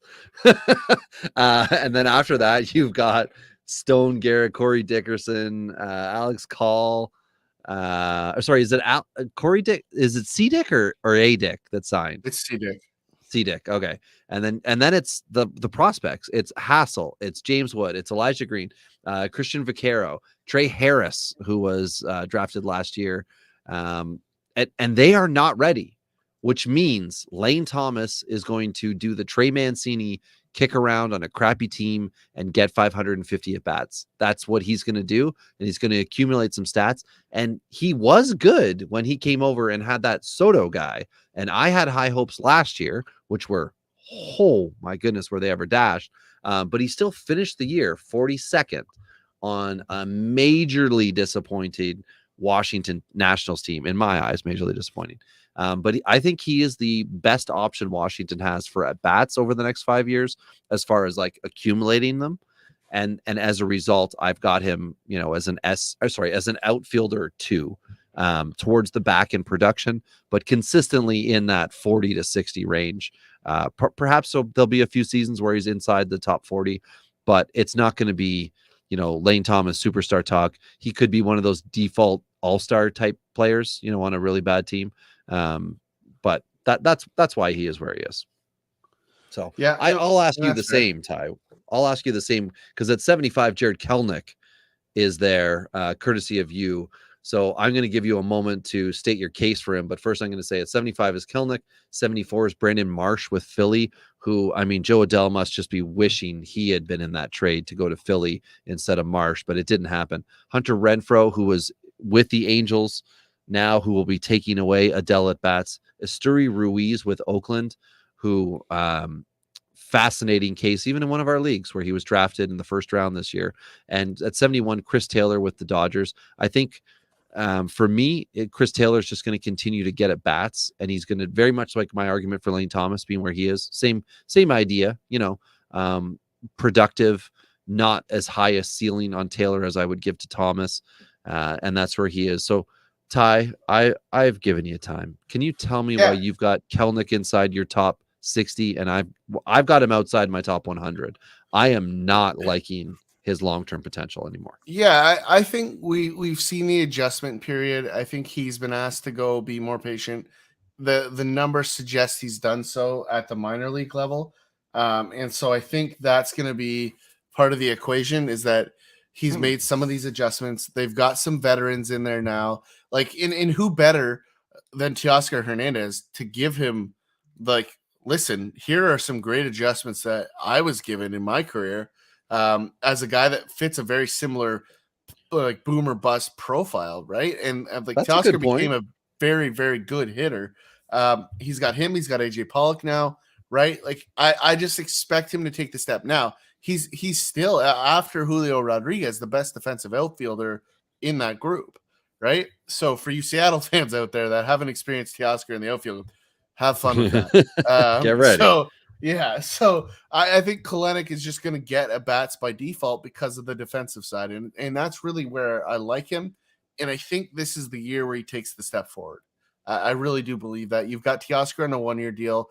I don't see Seattle signing him long term. If they were going to sign Haniger long term, they would have done it, right? And so, Teoscar and Haniger are very similar players, in my opinion. So I don't understand why you would sign Teoscar and not Haniger when you know what you get with Haniger. No, Ty. Because of the injuries, you don't know what you get with Haniger. That's the issue. With Teoscar, it's more about they traded for him. I feel like they're going to look to see what he can do in Seattle, because they did have Encarnacion once upon a time come in, and it didn't click. He did click. They immediately traded him to the Yankees, where he then snapped his wrist, and then he was never the same. Sorry, I correct myself on that. I was thinking about the season for Encarnacion, but it was with Seattle. He was, I think, leading the league in dingers at the time of the trade. But yeah, it's interesting. I just think Kalynyk's gonna have bats at the end of the day, and I think he's got the lefty stick, which Seattle now has a deficiency in, right? Very similar to what we saw in Toronto last year. Like I think this is something where Kalynyk's going to steal some at bats because he's one of the rare guys on the left side of the plate, right? You got a catcher that hits left-handed. You've got who else? Colton Wong hits left-handed, right? Off the top of my head, I don't know. And then you've got Jared Kalynuk. Like I think that's it. So like Kalynyk's by default going to get at bats because of that. So that's why I feel very strongly about it. He can't be worse than he's been, and I think there's not enough depth anymore in Seattle for him not to get the at bats. Oh man, they've got depth for days. They've got Taylor Trammell and Pollock who are immediately going to take away at bats, but that's okay. We are allowed to disagree. Otherwise, this would just be every other podcast. Another guy we were talking about, you said his OPS will not be 650. Was that what you said, or was it 750? Okay, Ty said he's on mute because he's chewing, and I appreciate that, and you should too, listeners, because we care, because you're our friends, and we do appreciate you listening. An hour 21 into this one, Asuri Ruiz is ranked 72. We discussed the fact that Ty said over the next 2 years he is not going to have a 750 OPS, and I said you don't even know what his OPS was last year, which for the record, it AAA was 974, and total. Honest Abe here, 452 at the MLB level. Mind you, that was in 35 at bats, or what some would call a tea sandwich sample of MLB time. So I am banking on Asuri Ruiz disappointing dynasty owners who over invest to get him on their rosters, but being perfectly fine for someone who may have been holding on to him for 9 years, because that's how long he has been with major league teams. He signed in J2. Oh man, how long ago was it? 2017, 2016. So here's the buyer beware part, Robbie. Winter League, he hit 182 with a 449 OPS. So that's not great. Now, small sample, so take it with a grain of salt. But if you move him outside of the West Coast leagues, right? Like his OPS went from 1085 at AA in the West Coast leagues, and he was traded and in the Milwaukee system in 861. So if you look at the way last season progressed, sure, he ran into some home runs. I get it. Like that's exciting and all. He has 53 career home runs, and of that, 16 of them came last season, right? And this is, again, a guy that has like 8 Pro Bowl seasons, right? So in the rest of those seasons, he's run into like really low digit home run totals, with the exception of the last 2 years. Now, that's not to say he can't hit 15 to 20, right? But that's just why I don't value him a whole lot higher, because I don't see the contact rate staying as high at the pro level. I don't see the OPS as high, and I don't think the home runs are just going to be good enough at the pro level. That's my read here. It's that simple. What was his career home run total? Do you still have that up? 53. 53 is his career home run total as a pro. So I've got a guy who we have ranked higher. I'm just double checking right now. The Crown Float and the one I had before we started recording is kicking in. So yeah. Anywho, the next guy that I wanted to talk about is ranked 69 for us. Nice. But I need you to go through all of them. So you're up here, Ty, from 70 to 66. Yeah, we got Garrett Mitchell here, staying on the Milwaukee bandwagon. Asuri Ruiz, former Milwaukee Brewer, but Garrett Mitchell's a guy that I just think is one of the key parts of that team moving forward. I like him. I think he's just a good ball player. Like, there's no real other way to say this one. He's what you want in your outfield. He gives you safe across the board. And I don't know. I call it one of those gut ones that I just trust the predictions on this one. And I don't even know if that's the right way to kind of share with people what it is that we believe here. I don't, Robbie, what are you feeling here? Like, I don't know. I'm only torn on at bat totals. I'm not torn on what he can do. And I think the floor for Garrett Mitchell as an MLBer is very high. It is a matter of what can we honestly expect. So we rank on 5, which I guess we didn't say off the top. We rank based on 5 seasons of MLB production. That's why you're not seeing all of these highly ranked, highly drafted guys that are on the other prospect list, because the other prospect lists suck. And one of the reasons why they suck is that they do this roundabout. Well, we consider their proximity to MLB, but at the same time, if they got a big signing bonus, that's important. And if they were drafted recently, and the team depth chart is part of it, but they don't tell you why it's important. So we have picked the 8 categories that kind of encompass a fantasy baseball player's repertoire, which is runs, RBIs, home runs, stolen bases, and average. Well, that's the standard 5, right? We add in your walks, we add in the strikeouts, and we count the OPS. That covers baseball for you. That covers fantasy baseball. That should cover all your leagues, your points, your roto, your and here's everything, all of it. Yeah, and to kind of put the icing on that, Robbie, like what I really like here is you've got an OBP, you've got stolen bases, the power is going to be there. Like it's not all the way there yet, and I think this is why he's a little undervalued on a lot of people's lists. Like you've got, again, in a small sample between 2021 and 2022, like you have 15 career home runs and what makes up for less than a full season, right? And so that's why the floor is high on Mitchell, right? We don't know the ceiling, but we know what we can expect for the floor. No, but I think what we do know is that the ceiling is going to be a lot higher than people think, because like everyone's like, the power is not going to be there. Well, I don't know. The OPS is there already, right? He clearly drives the ball. He's got some speed. He's got a big frame. He's 6'3", 215. Like, give me this this floor thing all day. Like you guys know, those of you that are longtime listeners know that this is my kind of guy. So like I like these guys, and you add a little bit of speed here. Give me 15 stolen bases. This checks all the boxes. Like I don't want 30 stolen base guys. Those guys scare me. They're traditionally injury prone guys. So that's Robbie's world. I let him do. I was going to say, wait till we get to the next guy. I don't draft 30 steal guys until like 10 rounds after Robbie. So they're all gone by the time I would even start thinking about them, which is fine. That's Robbie's thing, not mine. And it's a perfect segue into our next guy, Robbie, Bubba Thompson. Absolutely. Is a stolen base machine. Bunt. He's a refreshing because he bunts and actually knows how to put 2 hands on a bat. Yeah. Put it in the proximity of a baseball and have the baseball run into that stick. And there's only a few people in Major League Baseball that know how to do that anymore, which is pathetic. 67 stolen bases last year, AAA and MLB tie. 67. Yeah. Wow. Yep. What an asset. I gotta save Bubba. Right. So, but like this is a guy with, if the average can come up just a tick, like it doesn't even have to come up a lot, right? He's came into the league. We're not expecting 40 home runs ever, right? No, we're not expecting a 400 at batting average, but if we can get 280 here, Robbie, like this is a real value guy. Like we're gonna see like a 700 OPS if he hits that number, right? Yep. And we're gonna see a ridiculous amount of stolen bases. And so I don't know what a great comparable would be here, because we're so far disconnected from the guys that play like this. Like Juan Pierre comes to mind, right? But Juan Pierre was a better hitter.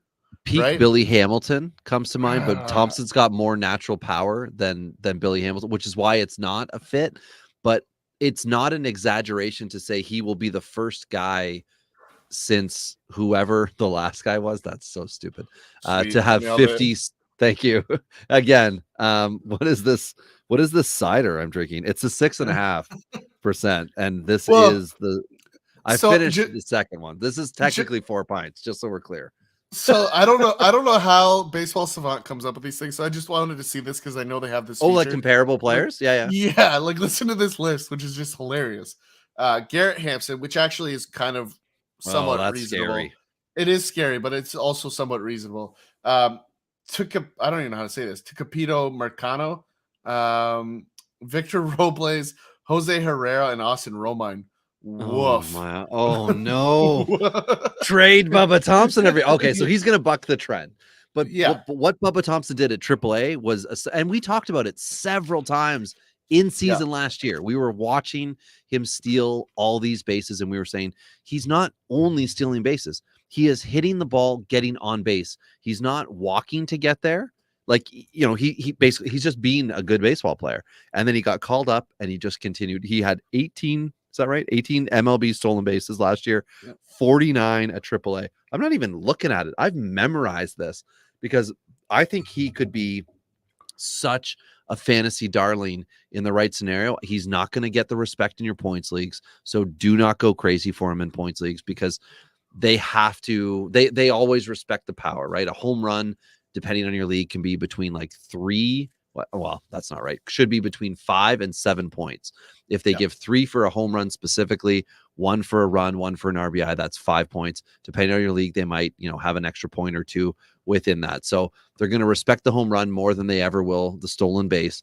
But Bubba Thompson in 5x5 could be huge. 8x8, not as huge, but really effective within your, you know, team construction. Just, you know, don't be silly with them. But honestly, if there's one guy that I have to pick preseason to lead the league in stolen bases, it's going to be him. And I don't even know if he's going to get 450 at bats, but I still think he could end up stealing bags for a competitive Texas team all year long. Yeah, I like the upside as long as you recognize that he's not like a starting outfielder. Like if you use him to win categories, you use him to add points on a weekend, right? Like I love him for that kind of philosophy. Don't love him as like a hang your hat on this guy to be great. Now, a guy that's next year, we both like the upside here, Robbie. Now, definitely it is none of us really know what the Dodgers are going to do coming into the season because their roster's so odd right now. It's not even funny. We're just used to them having this all solidified. We don't know. And that's Andy Pudges is a guy that I think we're just going to continue to try to come up with different ways to say Pages and Pudge. And we're riding that. But I love this. Like I've been hounding all the owners in every single league I'm in for Pez. And I don't know why I believe in this guy so much more than I do. There's several other guys that have a very similar profile, but this is just the guy that I believe in. And I like what I've seen. The stats are there to give the upside. It's just whether he's going to start in LA this year. That's it. From before the time, do you remember the trade that didn't happen with the Angels and the Dodgers? You were talking about Andy before that trade. So let's just give context to the viewers, just so they know. And that's it. He's 22 years old, just turned 22. So I don't think he's got to be rushed by any stretch. But like you said, the opportunity for playing time is there, depending on what the Dodgers want to do. So I don't know if he's going to be first guy up. You know, like I don't know what exactly they're going to do, but that will dictate where he really finishes. But after this year, I think it's pretty safe to say that he'll be a top 50 outfielder if he continues down the path he has. It's just that at this moment, we don't know what he's going to get for 2023 MLB at bats. Yeah, and I agree. That's the big roadblock for me. I just don't know. Otherwise, I would have him higher for the record. Ahead of him, Max Kepler at 67. I'll be honest. Like I got him at 93. Like I'm done with Max Kepler. Like I'm just done with him. Like he's going the wrong way in pretty much every single possible way. Robbie, is there a chance for an upside bounce back here? Sure, right. I'm not going to say there isn't because he obviously is an athlete, but you know, as one of the very few guys that have come out of Germany to create a major league career, I mean, his career has went exactly the way you thought a guy from Germany would go as a major league baseball player, right? Like you don't see very many Germans playing baseball. So the fact that it went up really quickly and then down really quickly, like that's just kind of something you expect from a non-baseball country, right? So yeah, he hasn't repeated what was his like big year, 19, 18? 19 was his big year. Yeah, he has not been able to repeat that, but I think as somebody who's, you know, he'll play this year at 30. Last year was a major disappointment for him. He should be a 20 home run guy. That's kind of in and around his wheelhouse. And then if the stolen bases, where's he playing? Minnesota. No position. Well, he's like your your right fielder DH potential guy. That's the issue that we're having is would he not have been an ideal guy to move out when you 100%. got Taylor? Maybe he will become a guy that gets moved out. But I just feel like he's got major league at bats to him, and to his credit, trying to say, you know, positive thing about a player here. He's going to be 30 years old this year, but he's also the type of guy who can be okay in your OBP leagues, which means with the power, he can be okay in your points leagues. He's just not going to be like his peak is kind of where I've ranked him, which is 66. And that is where he ended up with us is at 66. Send 67 Kepler, is where he ended up with us. Send Kepler and Sonny Gray out to LA, bring Joe Adell back, right? Like make it happen. Wow, that's an aggressive trade. Well, I mean, you could probably get more out of that, but I'm just saying, like, you've got two guys. Like Minnesota has depth in the pitching side, right? That they probably should, if they're not, be willing to move. Kepler's not going to play. Like, he's just not going to play. So why hold on to him? Like, Roster Resource has him sitting here at 4 on Fangraphs, hitting in the cleanup spot. Like that, if that happens, Minnesota has some serious questions to ask about this lineup. As to whether they could have done a better job with their offseason. I just don't see them walking into the year with that. Like Sonny Gray's a free agent after this year, right? So, according to Fangraphs, Pablo Lopez is opening day starter, which is obviously not happening. But yeah, like I just think Kepler's time in the sun is done. So that's kind of where I'm at here. Last on the list, Robbie, and it's a good segue for you as your boy, Kyle Lewis here at 66. Now Arizona Diamondback bench player instead of Seattle Mariners bench player. So Come on, go into this one. No, he's not. Now I accidentally put his age at 30, but he's going to play this year at 27. So we know Kyle Lewis, 2020 rookie of the year. We know what he can do, right? What was he for peak dingers? 2020 was the 11 with a 262 average, but the OBP, this is your OBP machine guy. This is your undervalued guy. He should be well into your mid 300s with OBP, and on an Arizona team that should want nothing from him. He should be able to come in and have a career at bat totals. This year, what was his max that he had as a pro? He's only had a max of 457 plus some MLB within that. So 520. I think this is a career at bat total season for him, and good things on the rise. Now, we know he's a good ball player. It's just a matter of what's he going to do. Is he your 60-60 guy at peak, 60 runs, 60 RBIs, or can he be an 80-80 guy? I think there's potential for 80-80, but we can't bank on it by any stretch. So I'm trying to be conservative and say he's going to be somewhere in the mid 60s with those kind of things. I can see him in the upper teens. And if he's healthy, he can be running and get you in the teens for stolen bags. Now, that's a player who is playing at his peak. And if Kyle Lewis gets to do that, I don't know that he's DHing. I think he's going to be playing maybe a corner outfield position because some of the guys just tick better when they're, playing a full game. But we'll have to see what happens there. Anyway, 65 through 61, we've got Joe Adell, Ty's second love outside of his marriage and children. We've got Edward Olivares, apparently my second love. I don't know that we talked about this before. We'll get into it. How I end up ranking him so damn high. Jordan Groshans, who potentially is an outfielder with Miami. Like maybe we're talking about this and he doesn't show up in the outfield, but the potential's there. Leody Taveras with Texas. So he's going to get pulled every single day in the 7th inning if Bubba Thompson's not in, and he's going to steal a base, and then he's going to end up replacing him defensively. But in the meantime, Leody Taveras has the opportunity to do some damage. Finally, right? We talked about him last year. What is he going to be? Well, it looks like he's an MLBer, and thank goodness. And then at 61, Trey Mancini with the Cubs. He was first base discussion. He's in the outfield discussion because we wanted to just, hammer it home. But anyway, Ty, do you want to talk about your Adell love, or do you want me to Edward Olivares this conversation? No, I think everyone knows where I sit on Adell. He's going to be great eventually. I still believe, like I was thinking about this earlier today, Robbie. I think there's a really obvious fit for Miami to trade another one of their pitchers to LA for Joe Adell. I think that would be a what's really that trade? good Do you? straight up. Like, just go give me Edward Cabrera straight up for Joe Adell. Oh, That's a good baseball trade. no. Oh, yeah. I don't think that Adele has the. I can't. No, they can't do that. Now, fantasy mindset here.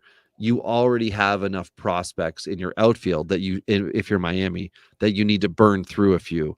But I don't think that you would want to do that when Adele's the guy coming back. I mean, if we got into a Soto, dump Garcia, right? Like get rid of some money off the books, right? Like, like there's ways Garcia's to do it. annoyingly valuable to the send Marlins. Trevor Rogers then, right? Like LA's literally like, well, can anyone come here and be a really terrible starting pitcher? Like Trevor Rogers is the perfect candidate for that. Yeah. Put another lefty in the lineup, then you can go back to your 6-man rotation. So okay, well that's Adele, and as everybody already knows, your love of Adele, and we want him to succeed. But just really quickly before we move off that, like their pitching's coming. Like they still have Yuri Perez, they've got Braxton Garrett. Oh yeah, they signed Devin Smeltzer, right? Like they have depth, right? And he still got Max Meyer further down the depth chart, right? Tommy John recovering this year, he'll be back for 2024, and I betcha he'll be in the rotation immediately. And the other part is like as much as we talked about earlier, Miami could win. Do they want to? Right? They really don't want to be great this year. Like they want to grab another early round first round talent. I just think it's a smart baseball trade for both teams. Like letting you traded for Moniak, the defensive guy in LA, right? So I just think it's a smart move. But anyway, that's the end of my Joe Adele thing. Okay, so Edward Olivares hit .313 in 2021 with 15 dingers. Last year, Edward Olivares was sitting on the bench in the pros for a lot of the year. He was also hurt for a lot of the year, having a total of 240 something ish, 250 at bats, let's say. So the home run total sucked with 5, and the average was in the 270s, something to that degree. 330 OBP though. That's a staple. You can just go ahead and like lick the stamp and mail that one in. He's just going to be an OBP guy.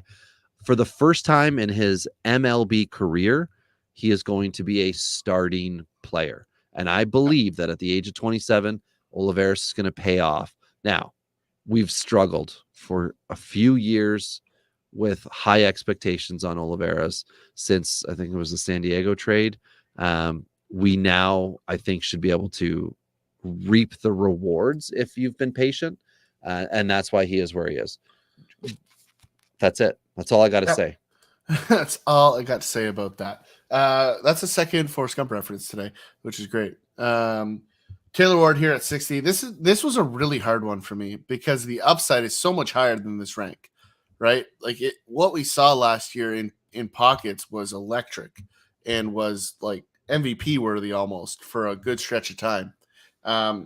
The upside's still there. That's the scary part. I don't think the MVP thing is going to be there because he's going to move down the lineup now that some of the other guys potentially could stay healthy, right? Like Trout, Rendon, we talked about both those guys earlier this offseason are guys that we're going to have conversations about. I still like Taylor Ward. I like him as a value play, very similar, like a better version of Grichuk, right? He's a guy that's probably going to give you value. It's just going to cost you a little more in your acquisition. So like him here at 60.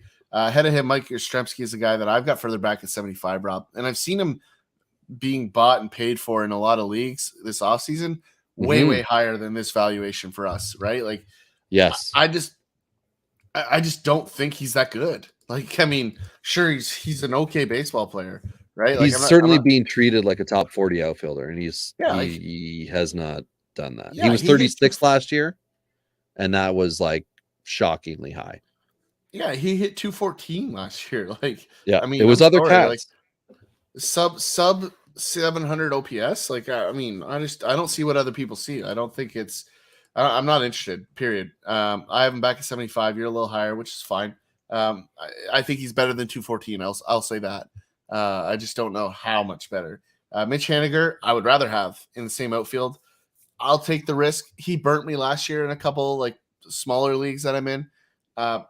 I'm gonna go back to the well, to be honest, because I'll play the odds on the injury game. Like can't be hurt all season again. I like going back to those kind of guys for that reason. He's a good ball player when he's been on the field. Nobody can really argue that. So I'll take that bet all day, every day.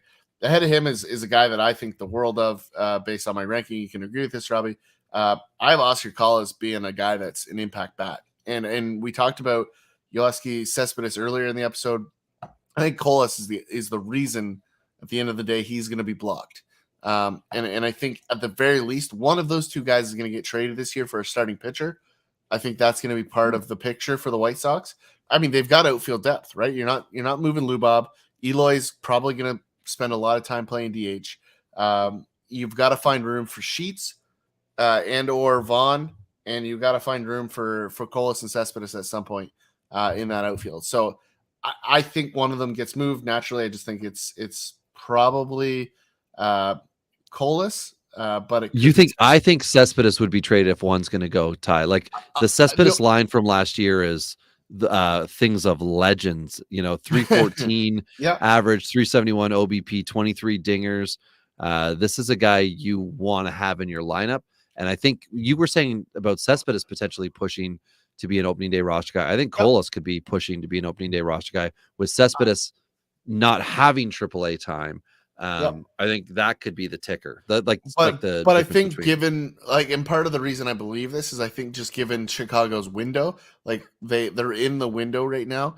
I think they're going to push to hold on to Cespedes.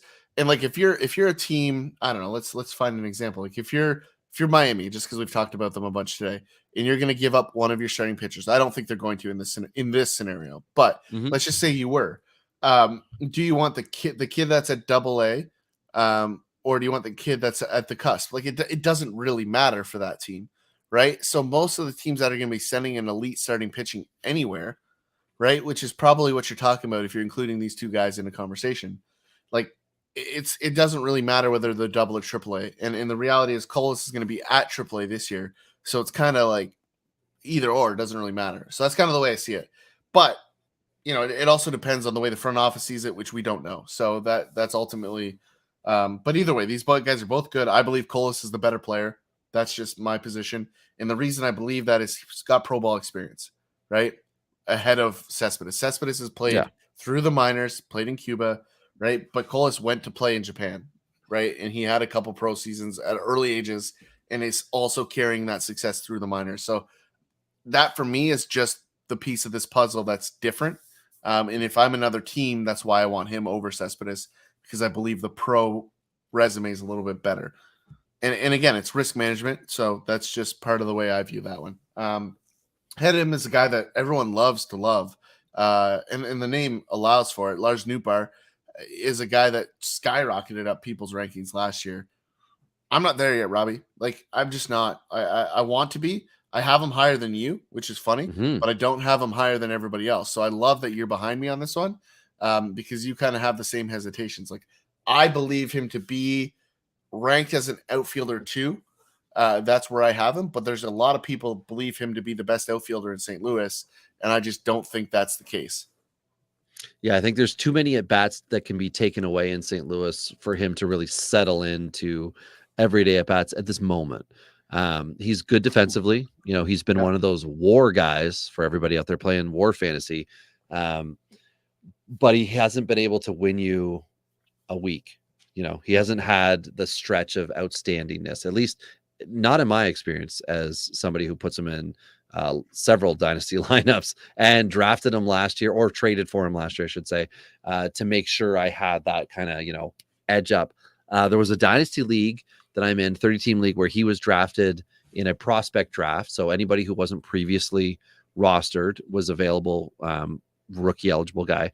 Nootbaar was drafted 7th overall in that draft.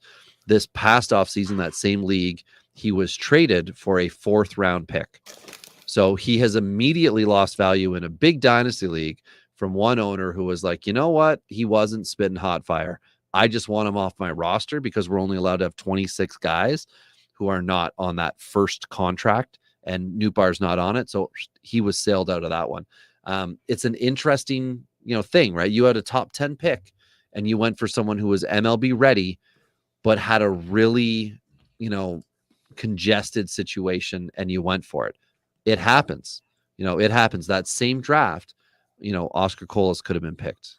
Yep. That same draft, all those dudes from 2020, the Joey Weimers could have been picked. Those types of guys.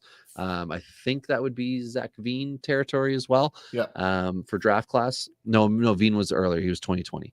So, but anyway, doesn't matter. It's just that like people make those choices and you got to live with it. And I think that's why some dynasty guys out there, Ty, are kind of sticking with Nootbaar, thinking he's going to, regulate. But you got Carlson, you got O'Neill, you got the Juan Yepes, you got options. And we already talked about in previous episodes, what are they going to do with third base? Where's Jordan Walker going to go?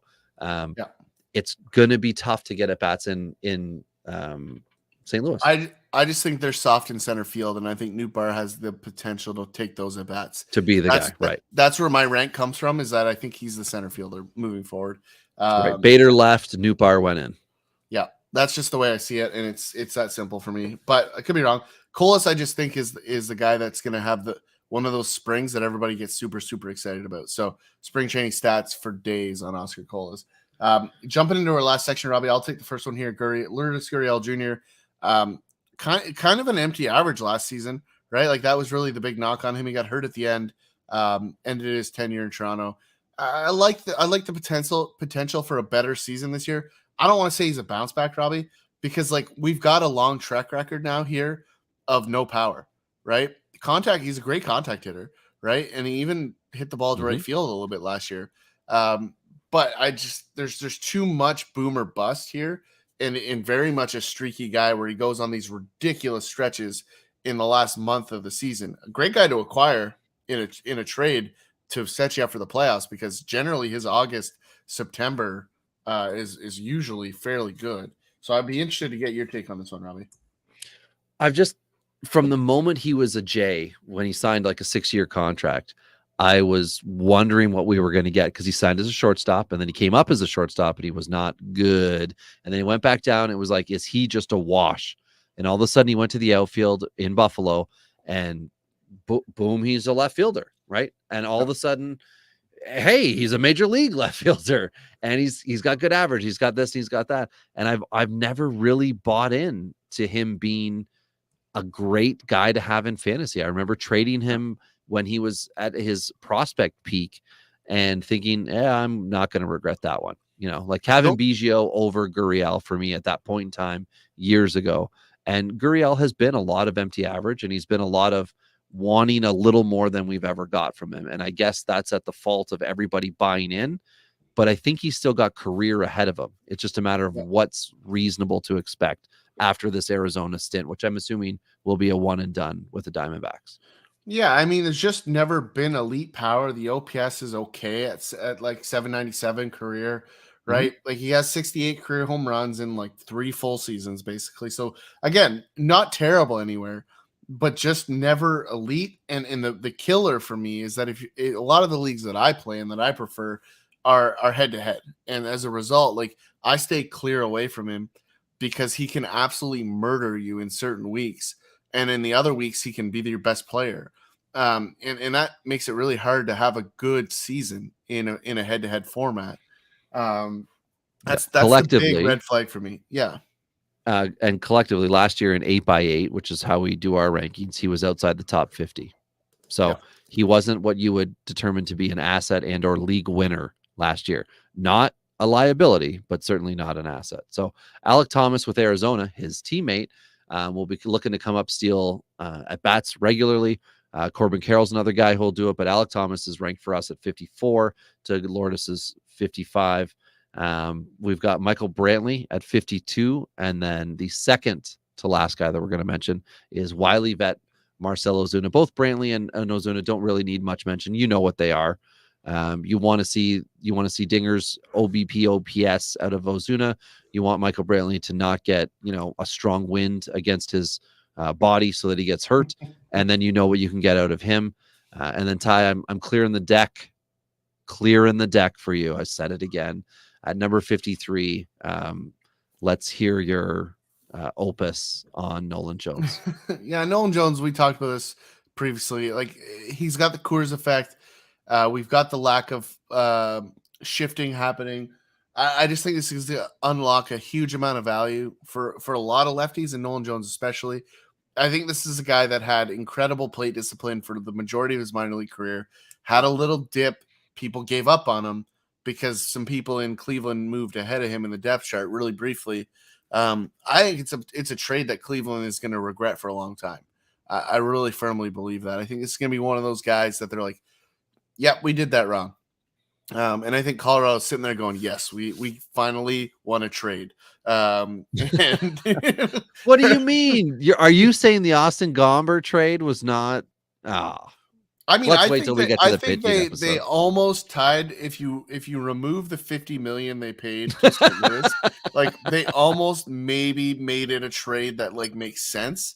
Oh, But okay. even then, that's a stretch. So like I still would have loved. I need like somebody to write a book about that trade. I'm so into what could have possibly been involved behind the scenes on that to make that deal make sense. But anyway.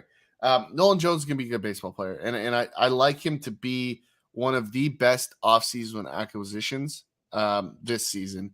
And I have recently made a Nolan Jones offseason acquisition in one of the leagues that we are in, and you were not happy at the fact that I was able to secure him. And one of the centerpieces of the deal was Logan Allen with Cleveland, the pitcher. Pitching prospect, and another centerpiece was Romy Gonzalez, who appears still at this moment like he's got the second base starting job, and this is a contracts league, and Nolan Jones is now on my roster. That trade was a dog's breakfast, is what that was. So is Kobe Mayo as a result of that deal. I acquired Nolan Jones and Kobe Mayo. I gave up what was it? It was, I'm trying to remember the third piece here, but anyway. It was Logan Allen was the only good player in the trade. Logan Allen, Romy Gonzalez, and another player, which all guys I considered assets. Oh, it was Spencer Howard. That's who it was. Yeah. Pitcher Spencer Howard. Andy threw in 3 2-for-1 coupons at Denny's. Like, like it was just an absolute dog of a trade. And one that is going to be regretted, very similar to the Cleveland scenario of Nolan Jones. Like it's not a good trade. I hope so. I hope that I have and I hope I get to reap the benefits. I also hope that Logan Allen still becomes a 200 strikeout MLB pitcher with Cleveland. And I think that's going to be a thing when we get into pitchers. I think we can get into that conversation, but Nolan Jones might be the steal of this class. I love your Oscar Colas take. Is there a guy within this list, Ty, unless I just mentioned one of them with those two guys, that you think could come up and really like help fantasy owners immediately that may not be seen as like an opening day top 3 guy on a depth chart? Andy Pages is that guy for me. Okay. I think Heston Kierstad's the other one. Like I think those two guys for me are the guys that I think I'm going to see both of those guys this year. Just a matter of when. Okay. And I'm going to go and just reiterate my Trace Thompson love. I know it's a risky situation, just as I will with Edward Olivares. These are a couple of guys who are at different spots. Ty kind of picked the prospects here. I'm picking the wash, rinse, repeat guys with organizations, and they will have a higher cost to get some of these guys. But at the same time, we're pretty sure you're going to be happy with it. So hopefully our 100 through, well, really, we did 110 through to 51. We've got a top 50 to do, and then we've got a guys who did not make the list but could absolutely be fantasy assets to do on the outfield, because my God, there are so many potential outfielders. We are somewhere, I'm just trying to look and see how many guys we've got, Ty, north of 600 outfielders who were put up for consideration to be inside the top 110. And the top 40 is an absolute dogfight. I can't wait to go back and forth on that one. Yeah, but it's just going to be coin flip after coin flip with why they are where they are. No. It's just going to be my rankings are correct, yours are wrong. That's essentially. Well, you see, I was thinking the opposite, because I'm looking at, you've got a 57 for the guy, I've got a 33, and then you've got a 30 on the guy, I've got 63, and that will be a fun conversation. Oh, I see a 73 and a 27. Woo! I see a 1 and a 7, which is going to be a fun one. Yeah, that one's gonna be good. So we'll get to it. And that's a great spot to leave it here before we hit the 2-hour mark. But thank you all for listening all the way through here. We look forward to you joining us for the top 50. But until next time, it's been Rob and Tyler here on Dingers.